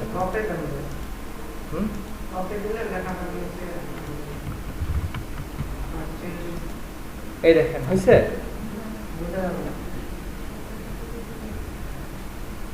এই দেখেন এটার নিচে একটা মার্জিন পাইছে। আর এটা কিভাবে দেখা যাবে? আপনি যে এলিমেন্টের CSS দেখতে চান বা HTML দেখতে চান সেটাতে ক্লিক করে ইন্সপেক্ট, একটু আগে দেখাইছিলাম না? এই দেখেন এটাতে মার্জিন তো 100 আছে না, এটাতে এই দেখেন এটা জাস্ট মার্জিনের উপর মাউস নেছেন দেখাবে, দেখছেন? নিচে 100 পিক্সেল মার্জিন আছে। আর ফুল দেখাচ্ছে কারণ হচ্ছে দিক যে ফুল জায়গা নিয়ে নেয়, এজন্য ফুল দেখাচ্ছে। নিচে নামাতে চাচ্ছেন উপরেরটা, উপরের ডিপটা উপর থেকে 100 পিক্সেল নিচে নামাতে চাচ্ছেন, ঠিক আছে? তাহলে কি করবেন? মার্জিন টপ দিবেন, টপ দেন, মার্জিন টপ 100 পিক্সেল দেন, মানে হচ্ছে এখানে পাবে এইটার উপরে, তাই না? তাহলে ডিপ 1 এ মার্জিন টপ যদি 100 পিক্সেল দেন, তাহলে দেন টপ থেকে 100 পিক্সেল নেমে আসছে নিচে, বুঝতে পারছেন? এটার নিচেও কিন্তু আবার 100 পিক্সেল আছে, রাইট? এটা হচ্ছে মার্জিন। সো মার্জিন আবার রাইটও দেওয়া যায়, লেফটও দেওয়া যায়। তাহলে দেখেন রাইটে দিলে আমি বুঝতে পারবো না, কারণ রাইটে তো এমনি ফাঁকা। আমি যদি লেফটে দিই, মানে এই পাশে যদি দিই যে এটা একটু ফাঁকা, একটু এদিকে চলে আসো, তাহলে কি করবো? মার্জিন কোন জায়গায়? লেফটে না? Left, margin left. ওকে, লেফটে কি 100 পিক্সেল, একটু বসেন, প্রায় শেষ, আসছে 100 পিক্সেল। ওকে, এখন মার্জিন এরকম টপ রাইট বটম লেফট 4টা দেওয়া যায়। আরেকটা কি আছে? রাইট, মার্জিন রাইট 100 পিক্সেল দিলাম, ঠিক আছে? বাট এটা বোঝা যাচ্ছে না, বোঝা যাবে? এখানে 100 পিক্সেল আসলে ফাঁকা আছে, এটা আমি ইন্সপেক্ট করলে দেখতে পারবো।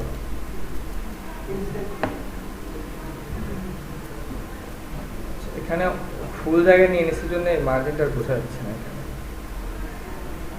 কিন্তু দেখেন এখানে আপনি দেখতে পারবেন। এই যে দেখেন CSS অলওয়েজ যেটাকে আপনি CSS দিবেন ওটা একটা বক্সের মতো থাকে। এই যে নিচে আসেন, নিচে যদি আসেন, এই দেখেন এখানে দেখা যাচ্ছে মার্জিন 100 আসছে, উপরে এই পাশে 100 আসছে, এই পাশে 100 আসছে, এখানে 100 আসছে, দেখছেন? দেখেন এখানে আরো একটা কয়েকটা জিনিস দেখেন, প্যাডিং নামে আরেকটা কথা লেখা আছে, দেখছেন? না এটা বর্ডার, তার ভিতরে দেখেন প্যাডিং, এই যে প্যাডিং দেখছেন, তার ভিতরে এটা।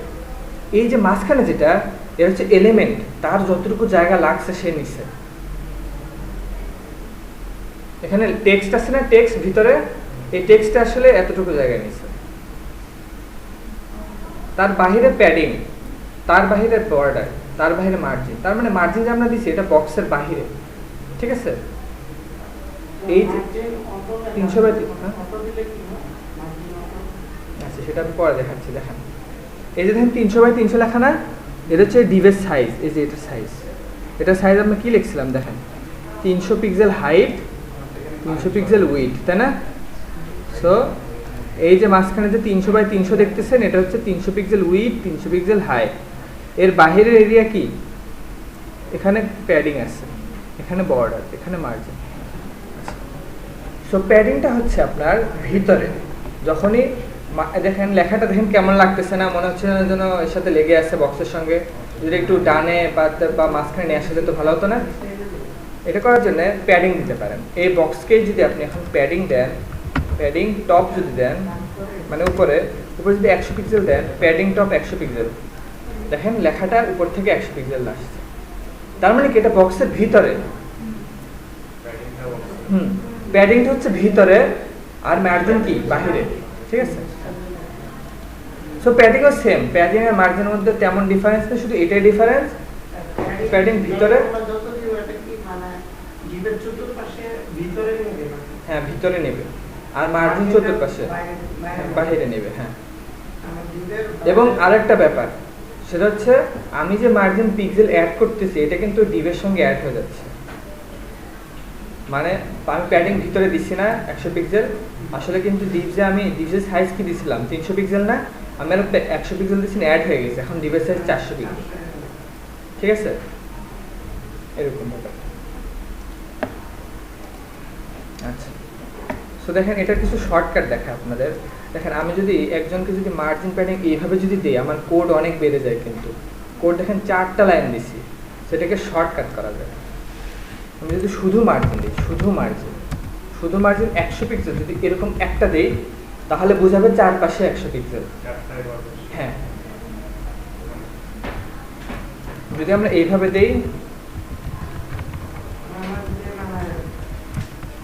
তাও বুঝাবে যে 4টা। কিন্তু এখানে কোন দিকে কোন 4টা, এটা হচ্ছে ঘড়ির কাঁটা। চিন্তা করবেন, উপরে ডানে, নিচে বামে, টপ রাইট বটম লেফট।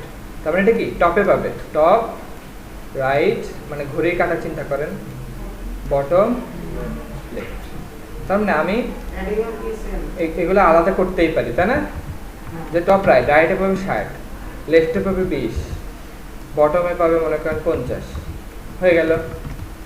যদি সব চারপাশে যদি একই থাকে তাহলে কিন্তু একটা লিখবেন, আর যদি 4টা আলাদা থাকে তাহলে আলাদা লাইন করার দরকার নাই, যে মার্জিন টপ মার্জিন বটম করতে পারেন, কিন্তু এইভাবে শর্টকাটে লেখা যায়। আপনার কিন্তু কোডের লাইন কমে গেল, ওই যে বললাম না অপটিমাইজেশন যত কমানো যায়।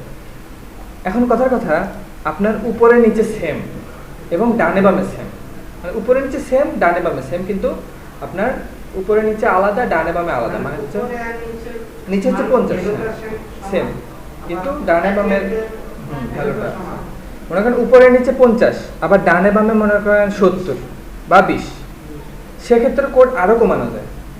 সেক্ষেত্রে দুইটা, জাস্ট দুইটা।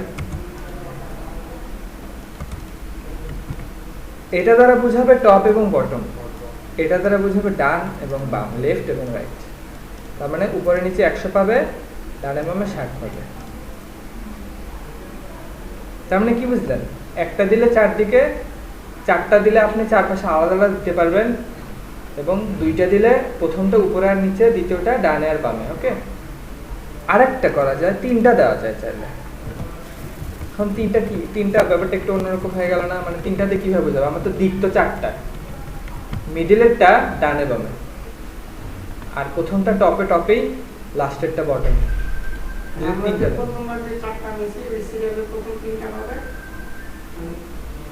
না, হ্যাঁ ওই সিরিয়ালে পাবে, বাট জাস্ট লেফট আর কি অ্যাড হয়ে যাবে, রাইট লেফট মানে রাইট প্রথম হচ্ছে টপ, টপ, তারপরে বটম, এই 3টা পাবে। না না এই সিরিয়ালে হ্যাঁ এই সিরিয়ালে কিন্তু দেখেন আমি আমি 4টা লিখলে টপ রাইট বটম লেফট, 2টা লিখলে প্রথমটা টপ আর বটম, দ্বিতীয়টা কি রাইট আর লেফট, ঠিক আছে। 3টা লিখলে প্রথমটা টপ, দ্বিতীয়টা হচ্ছে রাইট আর লেফট, দুইটা একসাথে, এবং লাস্টেরটা হচ্ছে বটম, ঠিক আছে। 3টা লিখলে এরকম, এটা হচ্ছে 3টা, এটা হচ্ছে শর্টকাট। এবং প্যাডিং এর ক্ষেত্রে সেম একই রকম প্যাডিংও।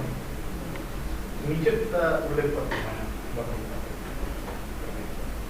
নিচেরটা না না না, আমি তো মাত্র বললাম যদি 3টা লেখেন সেক্ষেত্রে মিডিলেরটাই রাইট লেফট আর রাইট বোঝাবে, এবং লাস্টেরটা বোঝাবে বটম, এবং প্রথমটা বোঝাবে টপ। আর যদি 4টা লেখেন সেক্ষেত্রে আবার চেঞ্জ হয়ে যাবে, টপ রাইট বটম লেফট হবে তখন ঘড়ির কাটার মতো। 2টা লিখলে প্রথমটা টপ এবং বটম, দ্বিতীয়টা বোঝাবে রাইট এবং লেফট, বুঝতে পারছেন।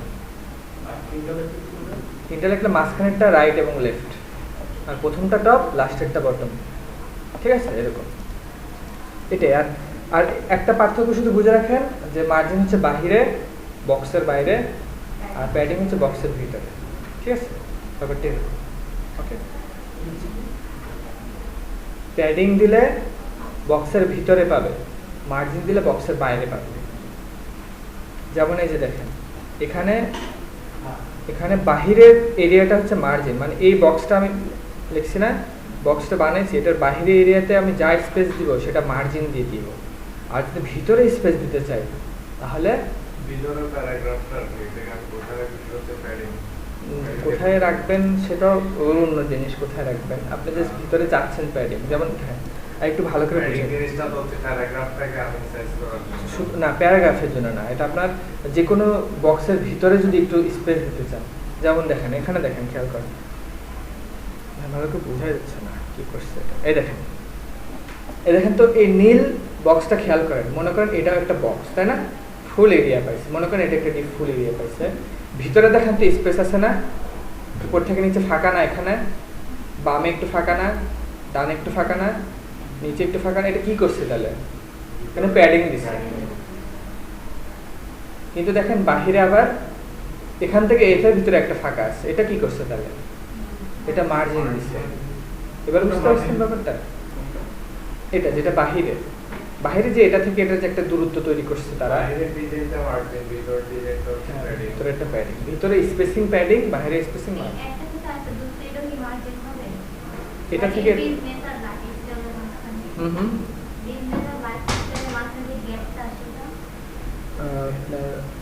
কোনটা, এই যে এটা,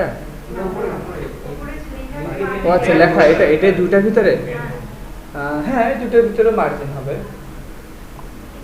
এটা থেকে এটা যে মার্জিন রাইটে, মার্জিন লেফটে,